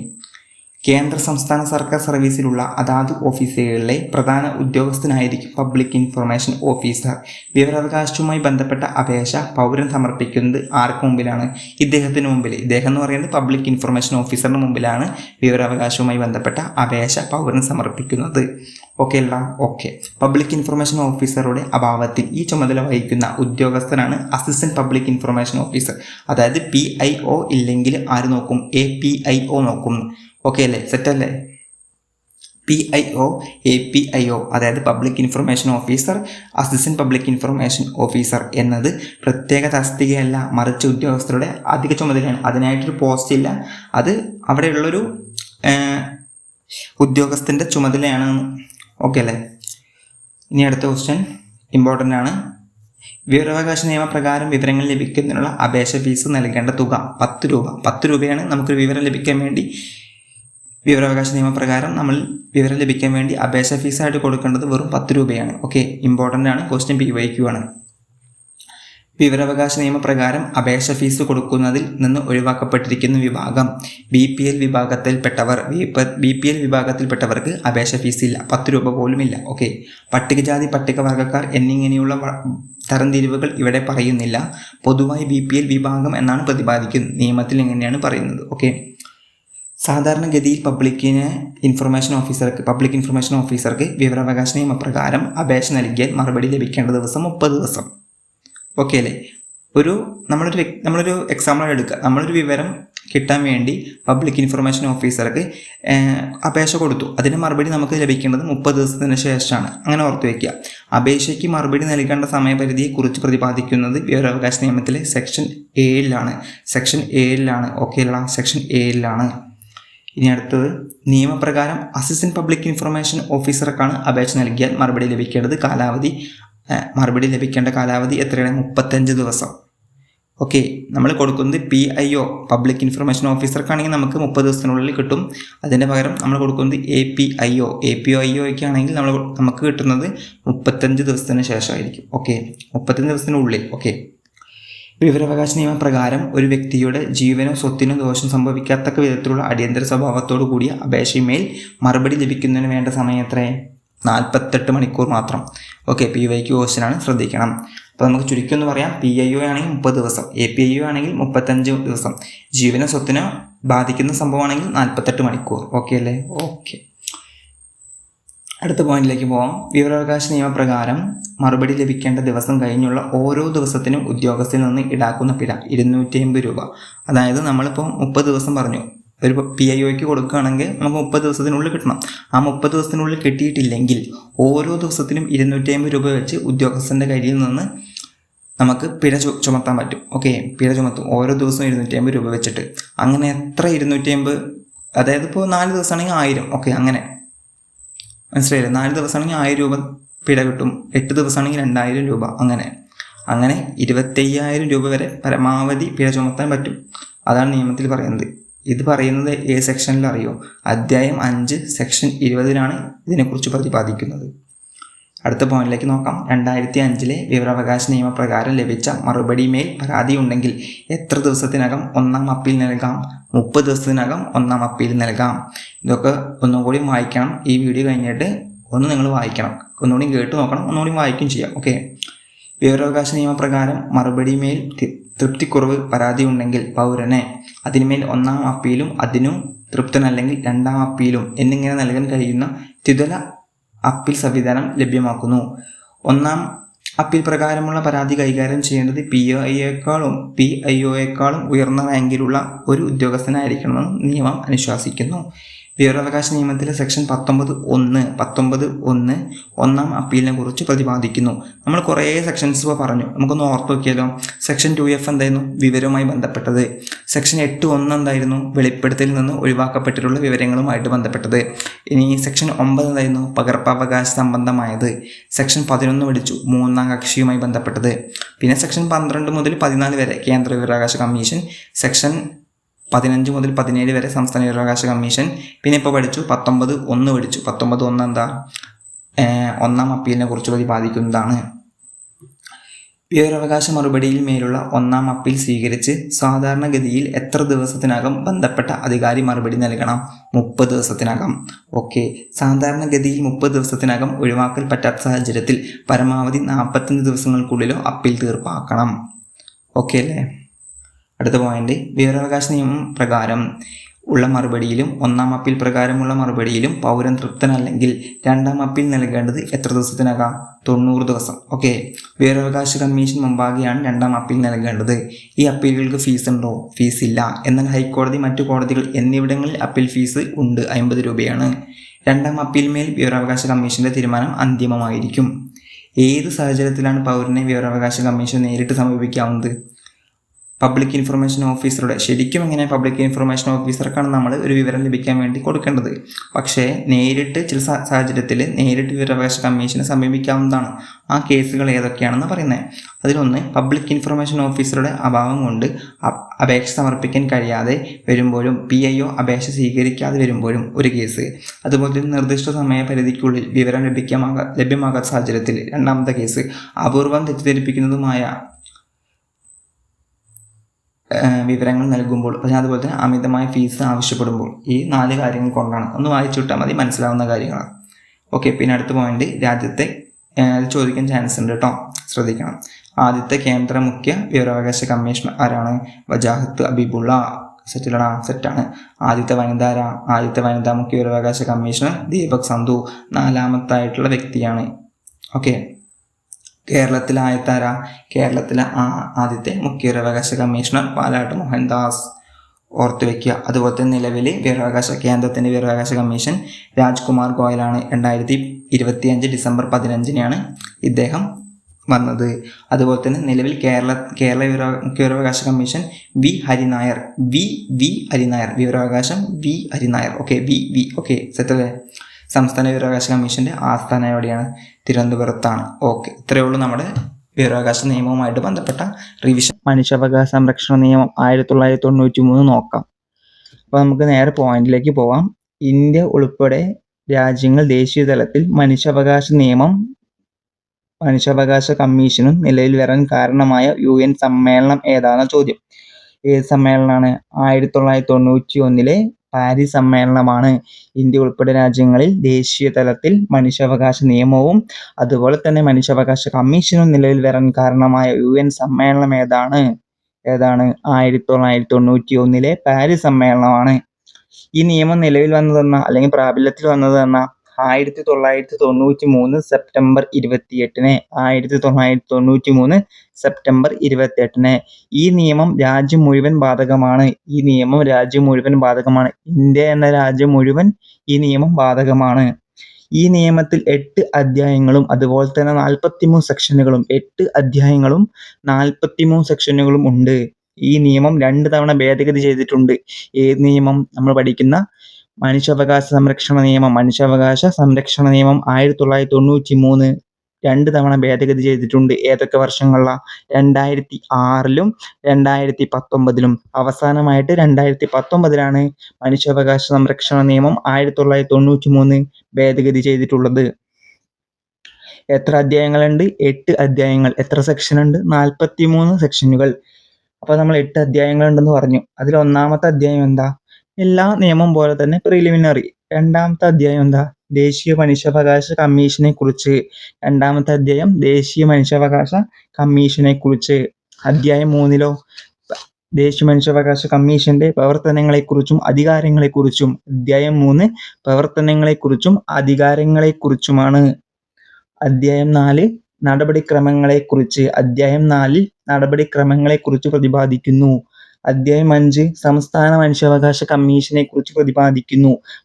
അധ്യായം 2 നമ്മൾ പറഞ്ഞു ദേശീയ മനുഷ്യാവകാശ കമ്മീഷനെ കുറിച്ചാണ്. അധ്യായം 5 സംസ്ഥാന മനുഷ്യാവകാശ കമ്മീഷനെ കുറിച്ച് പ്രതിപാദിക്കുന്നു. അധ്യായം 6 മനുഷ്യാവകാശ കോടതികളെ കുറിച്ച് പ്രതിപാദിക്കുന്നു. അധ്യായം 6 മനുഷ്യാവകാശ കോടതികളെ കുറിച്ച് പ്രതിപാദിക്കുന്നു.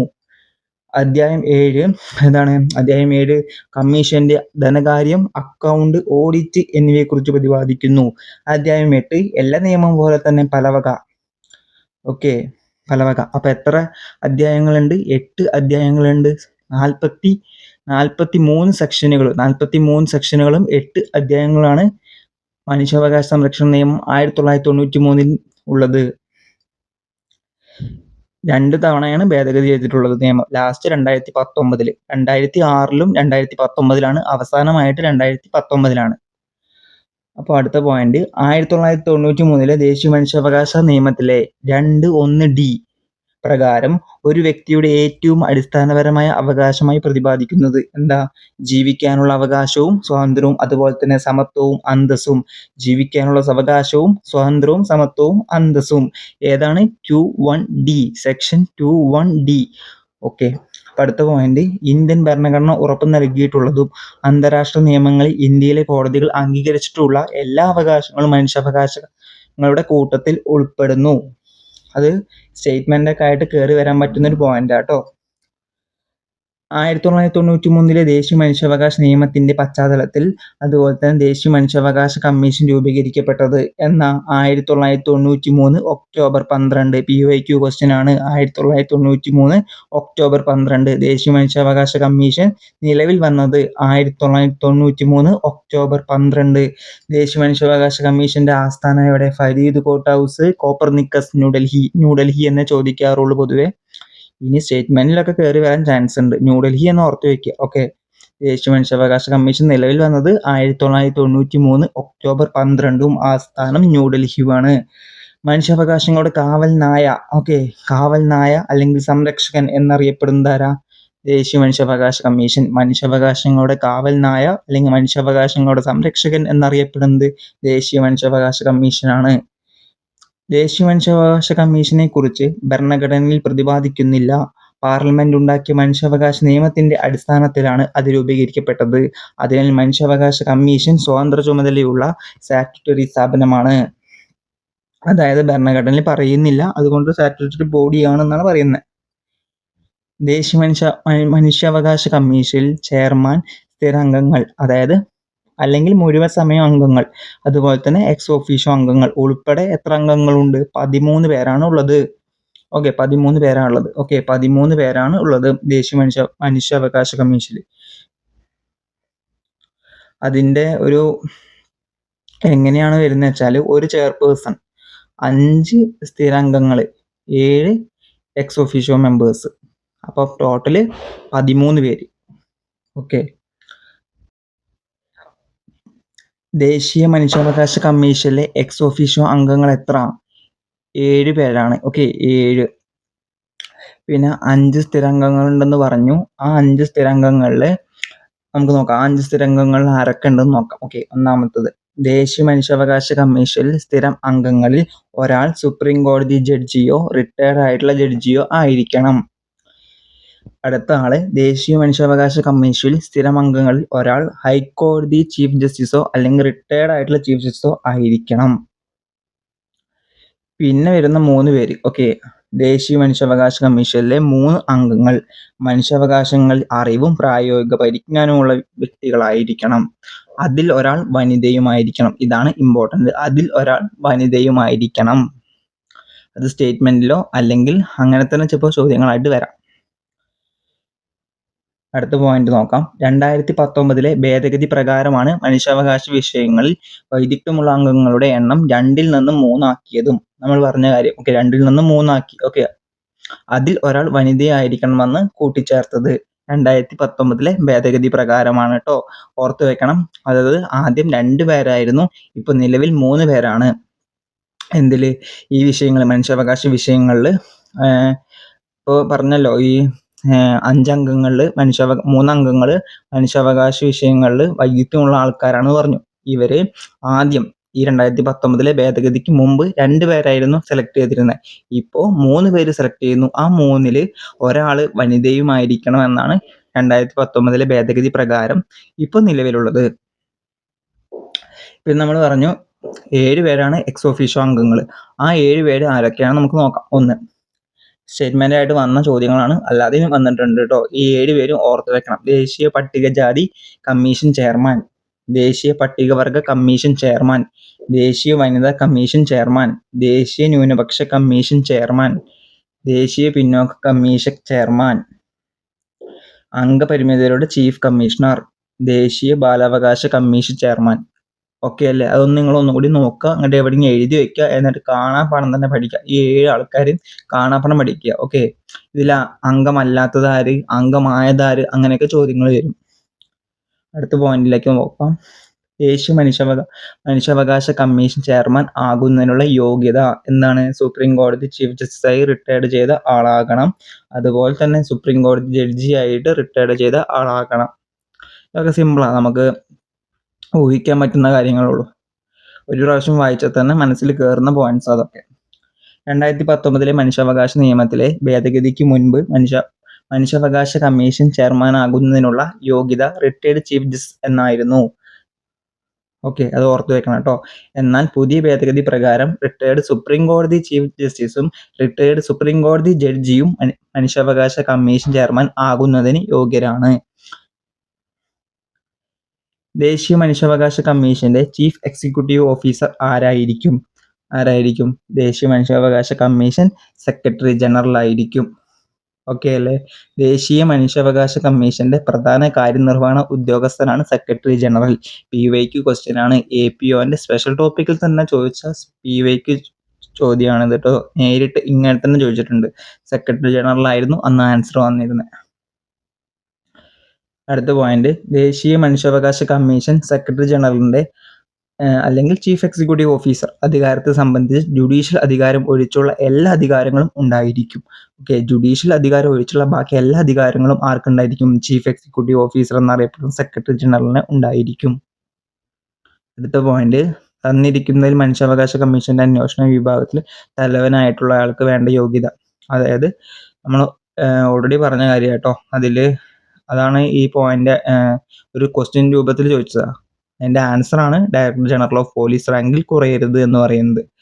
ഓക്കെ, ഇനി കാലാവധി പറയുന്നുണ്ട്. ദേശീയ മനുഷ്യാവകാശ കമ്മീഷന്റെ കാലാവധി പറയുന്നുണ്ട് 3 വർഷം അല്ലെങ്കിൽ 70 വയസ്സാണ്. അതിലേതാണോ ആദ്യം വരുന്നത് അതായിരിക്കും. 3 വർഷം അല്ലെങ്കിൽ 70 വയസ്സ്. ഓക്കെ, ചെയർമാൻ 3 വർഷ കാലാവധിക്ക് ശേഷം വീണ്ടും ചെയർമാനായി നിയമിക്കപ്പെടുന്നതിന് യോഗ്യനാണ്. ഓക്കെ, ചെയർമാൻ 3 വർഷ കാലാവധിക്ക് ശേഷം വീണ്ടും ചെയർമാനായി നിയമിക്കപ്പെടുന്നതിന് യോഗ്യനാണ്. അംഗങ്ങൾ 3 വർഷ കാലാവധിക്ക് ശേഷം വീണ്ടും അംഗമാകാനും യോഗ്യരാണ്. ഓക്കെ അല്ലേ? അതായത് രണ്ടിനും, അതായത് വീണ്ടും നിയമിക്കാൻ യോഗ്യനാണ് രണ്ടുപേർക്കും, ചെയർമാനും ഉണ്ട് അംഗങ്ങൾക്കും ഉണ്ട്. ചെയർമാൻ, അംഗങ്ങൾ എന്നിവരെ തെരഞ്ഞെടുക്കുന്നത് ആരാ? പ്രധാനമന്ത്രി അധ്യക്ഷനായുള്ള ഒരു 6 അംഗ സമിതി. 6 പേരുള്ള സമിതിയാണ് ഈ ചെയർമാനെയും അംഗങ്ങളെയും തെരഞ്ഞെടുക്കുന്നത്. ദേശീയ മനുഷ്യാവകാശ കമ്മീഷനും അതുപോലെ തന്നെ അതിലെ അംഗങ്ങളെയും തെരഞ്ഞെടുക്കുന്നത് പ്രധാനമന്ത്രി അധ്യക്ഷനായിട്ടുള്ള ഒരു 6 അംഗ സമിതിയാണ്. ആ 6 അംഗ സമിതിയിൽ ആരൊക്കെ വരുന്നുണ്ടെന്ന് നമുക്ക് നോക്കാം. നമുക്കറിയാം പ്രധാനമന്ത്രി അധ്യക്ഷനായിട്ടുള്ളത്. അപ്പൊ പ്രധാനമന്ത്രി എന്തായാലും ഒരു അംഗമാണ്. ബാക്കി 5 പേര് ആരൊക്കെ നോക്കാം. ഒന്ന് നമ്മൾ പറഞ്ഞ കാര്യം, പ്രധാനമന്ത്രി അധ്യക്ഷൻ. രണ്ടാമത്തെ ആള് ലോകസഭാ സ്പീക്കർ. മൂന്നാമത്തെ ആള് രാജ്യസഭയുടെ ഉപാധ്യക്ഷൻ. നാലാമത്തെ ആള് കേന്ദ്ര ആഭ്യന്തരമന്ത്രി. ലോകസഭയിലെ പ്രതിപക്ഷ നേതാവും രാജ്യസഭയിലെ പ്രതിപക്ഷ നേതാവും. അതങ്ങനെ തന്നെ കാണാപ്പാഠം പഠിക്കുക. 6 പേരും കാണാപ്പാഠം പഠിക്കുക. താഴെ തന്നിരിക്കുന്നവയിൽ ആരൊക്കെയില്ല, ആരൊക്കെയുണ്ട് ചോദ്യങ്ങൾ വരും, ഉറപ്പായിട്ട് ചോദ്യങ്ങൾ വരും. പിന്നെ ദേശീയ മനുഷ്യാവകാശ കമ്മീഷനെ നിയമിക്കുന്നത് ആരാ? രാഷ്ട്രപതി. അംഗങ്ങളെ നീക്കം ചെയ്യുന്നത് ആരാ? രാഷ്ട്രപതി. അംഗങ്ങൾ രാജിക്കത്ത് നൽകേണ്ടത് ആർക്കാണ്? അതും രാഷ്ട്രപതിക്കാണ്. ചെയർമാൻ, അംഗങ്ങൾ എന്നിവരെ നീക്കം ചെയ്യുന്നത് എങ്ങനെയാണ്? ഒന്നെങ്കിൽ പേരുമാറ്റ ദൂഷ്യം അല്ലെങ്കിൽ കഴിവില്ലായ്മ എന്നീ കാരണങ്ങൾ കൊണ്ട് നീക്കം ചെയ്യപ്പെടാം. അതുപോലെ തന്നെ മനുഷ്യാവകാശ കമ്മീഷൻ അധ്യക്ഷൻ, അംഗങ്ങൾ എന്നിവർക്കെതിരെയുള്ള പരാതികളിൽ മേൽ സുപ്രീം കോടതിയുടെ അന്വേഷണത്തിൽ കഴമ്പുണ്ടെന്ന് തെളിഞ്ഞ രാഷ്ട്രപതിക്ക് നീക്കം ചെയ്യാം. ഓക്കെ, അടുത്ത ക്വസ്റ്റ്യൻ, മനുഷ്യാവകാശ കമ്മീഷൻ വാർഷിക റിപ്പോർട്ട് സമർപ്പിക്കുന്നത് ആർക്കാ? കേന്ദ്ര സർക്കാരിനെയാണ് മനുഷ്യാവകാശ കമ്മീഷൻ വാർഷിക റിപ്പോർട്ട് സമർപ്പിക്കുന്നത് കേന്ദ്ര സർക്കാരിനെ. നിയമിക്കുന്നത് രാഷ്ട്രപതിയാണ്. അതുപോലെ തന്നെ നീക്കം ചെയ്യുന്നത് രാഷ്ട്രപതിയാണ്. രാജിക്കത്ത് നൽകേണ്ടത് ആർക്കാണ്? അതും രാഷ്ട്രപതിക്കാണ്. വാർഷിക റിപ്പോർട്ട് ആർക്കാണ്? കേന്ദ്ര സർക്കാരിനെയാണ്. കേന്ദ്ര സർക്കാരിന് ലഭിക്കുന്ന വാർഷിക റിപ്പോർട്ട് സർക്കാർ ലോകസഭയ്ക്കും രാജ്യസഭയ്ക്കും കൈമാറുന്നു. ഇനി എന്തൊക്കെയാണ് മനുഷ്യാവകാശ കമ്മീഷന്റെ പ്രവർത്തനങ്ങൾ ഒക്കെ അത് നോക്കാം. മനുഷ്യാവകാശ മേഖലയിൽ ഗവേഷണങ്ങളിൽ പ്രോത്സാഹനം നൽകുന്നു. അതുപോലെ തന്നെ സമൂഹത്തിൽ മനുഷ്യാവകാശ ബോധവൽക്കരണം നടത്തുന്നു. മനുഷ്യാവകാശ ലംഘനങ്ങൾ തടയാൻ കഴിയുന്ന ഉചിതമായ നിർദ്ദേശങ്ങൾ കേന്ദ്ര സംസ്ഥാന സർക്കാരുകൾക്ക് നൽകുന്നു. മനുഷ്യാവകാശ ലംഘനങ്ങളുമായി ബന്ധപ്പെട്ട കാര്യങ്ങൾ സ്വമേധയാ അല്ലെങ്കിൽ പരാതിയുടെ അടിസ്ഥാനത്തിൽ പരിശോധിക്കാൻ അധികാരമുണ്ട്. തടവുകാരുടെ ജീവിത സാഹചര്യങ്ങൾ വിലയിരുത്തുന്നതിന് ഇന്ത്യയിലെ ഏത് ജയിലിലും സന്ദർശനം നടത്താം. മനുഷ്യാവകാശങ്ങൾ പ്രതിപാദിക്കുന്ന ഭരണഘടനാ വ്യവസ്ഥകൾ അവലോകനം ചെയ്ത് കൂടുതൽ ശുപാർശകൾ നൽകാം. ഓക്കെ, ഇതൊക്കെ ഒന്ന് വായിച്ചു വിട്ടാൽ മതി. നമ്മൾ ഇങ്ങോട്ട് മനസ്സിൽ കാണപ്പെടാൻ പഠിക്കേണ്ട ആവശ്യമില്ല. മനസ്സിൽ വെക്കുക എന്തൊക്കെയുണ്ട് അധികാരങ്ങളും അതുപോലെ തന്നെ ചുമതലകളും അതുപോലെ തന്നെ പ്രവർത്തനങ്ങളൊക്കെ എന്തൊക്കെ ഉണ്ട് എന്ന് നമ്മൾ ആദ്യം മനസ്സിലാക്കുക. കാണപ്പെടാൻ പഠിക്കേണ്ട. ഓക്കെ, പരാതികളുടെ അന്വേഷണത്തിന് മേൽ മനുഷ്യാവകാശ കമ്മീഷന് ഒരു സിവിൽ കോടതിയുടെ അധികാരം ഉണ്ടായിരിക്കും. സ്റ്റേറ്റ്മെന്റ് ആയിട്ട് വരും. ഓക്കെ, ഓർത്തു വെക്കണം. പരാതികളുടെ അന്വേഷണത്തിന് മേൽ മനുഷ്യാവകാശ കമ്മീഷന് ഒരു സിവിൽ കോടതിയുടെ അധികാരം ഉണ്ടായിരിക്കും. ഒരു സംഭവം നടന്നത് 1 വർഷത്തിന് മുമ്പാണെങ്കിൽ അത്തരം പരാതികളിൽ കമ്മീഷന് ഇടപെടാൻ അധികാരമില്ല. അതായത് 1 വർഷത്തിന് മുമ്പ് നടന്ന കാര്യങ്ങളിൽ കമ്മീഷനിൽ ഒരു വർഷം മുമ്പ് നടന്ന പരാതികൾ ഉണ്ടെങ്കിൽ അതിൽ എന്തായാലും കമ്മീഷന് ഇടപെടാൻ അധികാരമില്ല എന്നാ പറയുന്നത്. ഇനി നമുക്ക് ആദ്യത്തെ അധ്യക്ഷൻ ആരാ നോക്കാം. ദേശീയ മനുഷ്യാവകാശ കമ്മീഷന്റെ ആദ്യ അധ്യക്ഷൻ ആരാ നോക്കാം. ആരാണ്? ജസ്റ്റിസ് രംഗനാഥ് മിശ്ര. ഫസ്റ്റ് ദേശീയ മനുഷ്യാവകാശ കമ്മീഷൻ ആരാണ്? Justice Ranganath Mishra. PYQ question ആണ്. APOന്റെ സ്പെഷ്യൽ ടോപ്പിക്കിൽ തന്നെ ചോദിച്ച ക്വസ്റ്റ്യൻ ആണ് ജസ്റ്റിസ് രംഗനാഥ് മിശ്ര. പിന്നെ ദേശീയ മനുഷ്യാവകാശ കമ്മീഷനിലെ സ്ഥിരാംഗമായ ആദ്യ വനിത ആരാണ്? ഫാത്തിമ ബീവി. ഓക്കെ, പിന്നെ ഫാത്തിമ ബീവിയുടെ ഒരു ജീവചരിത്ര ബുക്ക് ഉണ്ട്. അതായത് നീതിയുടെ ധീരസഞ്ചാരം. അതാരാണ് ഗ്രന്ഥം രചിച്ചതെന്ന് ചോദിച്ചാൽ ഡോക്ടർ KT അഷ്റഫ് ആണ് കേട്ടോ. ദേശീയ മനുഷ്യാവകാശ കമ്മീഷൻ അധ്യക്ഷനായ ആദ്യ മലയാളി ചോദിച്ചിട്ടുണ്ട്. KG ബാലകൃഷ്ണനാണ്. ഏറ്റവും കൂടുതൽ കാലം മനുഷ്യാവകാശ കമ്മീഷന്റെ അധ്യക്ഷനായിരുന്നതും ജസ്റ്റിസ് KG ബാലകൃഷ്ണനാണ്. സുപ്രീം കോടതി ചീഫ് ജസ്റ്റിസായ ആദ്യ ദളിത് വ്യക്തിയും KG ബാലകൃഷ്ണനാണ്. ദേശീയ മനുഷ്യാവകാശ കമ്മീഷന്റെ ആക്ടിംഗ് അധ്യക്ഷനായിരുന്ന മലയാളി ആരാണ്? ജസ്റ്റിസ് സിറിയക് ജോസഫ് ആണ്. ഇതൊക്കെ ഓർത്തു വെക്കണം. നമ്മളിപ്പോൾ ദേശീയം കഴിഞ്ഞു. ഇനി കേരള സംസ്ഥാന മനുഷ്യാവകാശ കമ്മീഷനെ കുറിച്ച് പഠിക്കാം. ഓക്കെ, അതിൽ ഫസ്റ്റ് പഠിക്കേണ്ടത് എന്നാണ് നിലവിൽ വന്നത്. 1998 ഡിസംബർ 11 നിലവിൽ വന്നത്. PYQ ക്വസ്റ്റ്യൻ ആണ്. ചോദിച്ചിട്ടുണ്ട് മുന്നേ. 1998 ഡിസംബർ 11.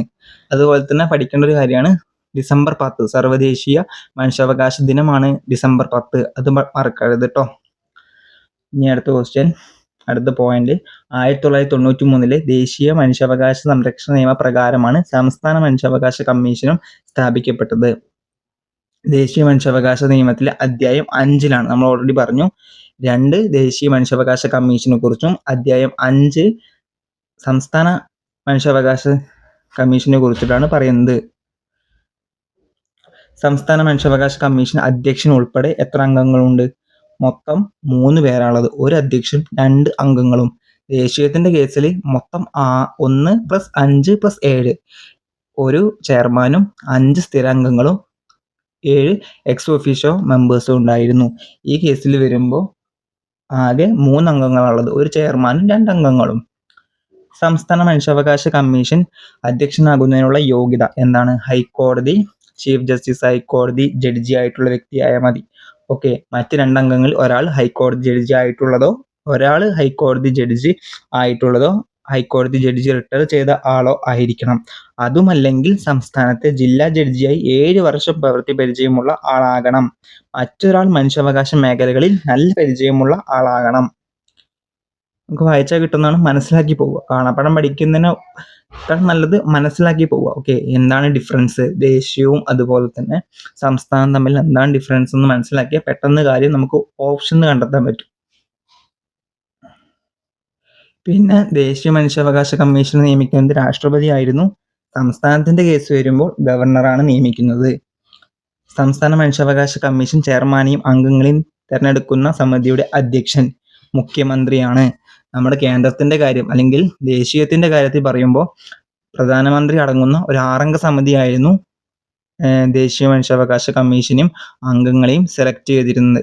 ഈ കേസിൽ വരുമ്പോൾ അംഗങ്ങൾ തിരഞ്ഞെടുക്കുന്ന സമിതികൾ 4 പേരാണുള്ളത്. മറ്റേതിൽ 6 പേരായിരുന്നു, ഇതിൽ 4 പേരാണ്. അതിൽ അധ്യക്ഷൻ ആരായിരുന്നു? മുഖ്യമന്ത്രി. ഇവിടെ മുഖ്യമന്ത്രിയാണ്, അവിടെ പ്രധാനമന്ത്രിയാണ്. പിന്നെ സംസ്ഥാന ആഭ്യന്തരമന്ത്രിയുണ്ട്, നിയമസഭാ സ്പീക്കർ ഉണ്ട്, നിയമസഭയിലെ പ്രതിപക്ഷ നേതാവുണ്ട്. ഈ 4 പേരാണ് ഉള്ളത്. സംസ്ഥാന മനുഷ്യാവകാശ കമ്മീഷന്റെ കാര്യത്തിൽ അധ്യക്ഷൻ, അംഗങ്ങൾ എന്നിവരുടെ കാലാവധി 3 വർഷം അല്ലെങ്കിൽ 70 വയസ്സ്.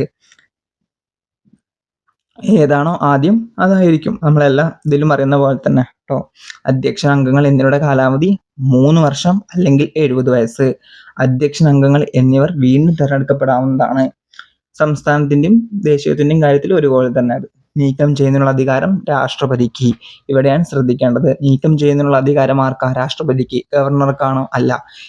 സംസ്ഥാനത്തിന്റെ കേസിലും ദേശീയത്തിന്റെ കേസിലും നീക്കം ചെയ്യുന്നതിനുള്ള അധികാരം, അതായത് സംസ്ഥാന മനുഷ്യാവകാശ കമ്മീഷനും ദേശീയ മനുഷ്യാവകാശ കമ്മീഷനും നീക്കം ചെയ്യുന്നതിനുള്ള അധികാരം ആർക്കാണ്? രാഷ്ട്രപതിക്കാണ്. ഗവർണർക്ക് അതിൽ അധികാരമില്ല. നിയമിക്കുന്നതിൽ രണ്ടും ഡിഫറൻ്റ് ഉണ്ട്.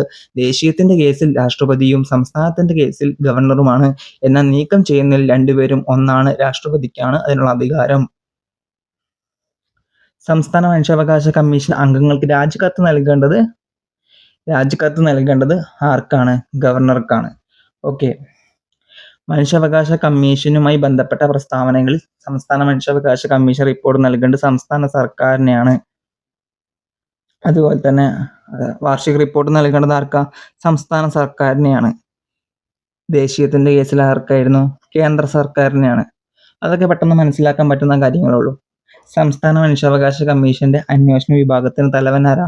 ഇൻസ്പെക്ടർ ജനറൽ റാങ്കിലുള്ള ആളായിരിക്കണം. PYQ ക്വസ്റ്റ്യൻ ആണ് കേട്ടോ, ഓർക്കണം. സംസ്ഥാന മനുഷ്യാവകാശ കമ്മീഷന്റെ അന്വേഷണ വിഭാഗത്തിന്റെ തലവൻ ആരാണ്? ഇൻസ്പെക്ടർ റാങ്കിൽ അല്ലെങ്കിൽ ഇൻസ്പെക്ടർ ജനറൽ റാങ്കിനുള്ള ആളായിരിക്കണം. സംസ്ഥാന മനുഷ്യാവകാശ കമ്മീഷൻ ചീഫ് എക്സിക്യൂട്ടീവ് ഓഫീസർ ആരാണ്? സെക്രട്ടറി. മറ്റേൽ സെക്രട്ടറി ജനറൽ. അതുപോലെ തന്നെ ഇവിടെ സെക്രട്ടറി. കേരള സംസ്ഥാന മനുഷ്യാവകാശ കമ്മീഷന്റെ ആദ്യ അധ്യക്ഷൻ ആരായിരുന്നു? ജസ്റ്റിസ് ഫരീദ് പിള്ള. ഓക്കെ.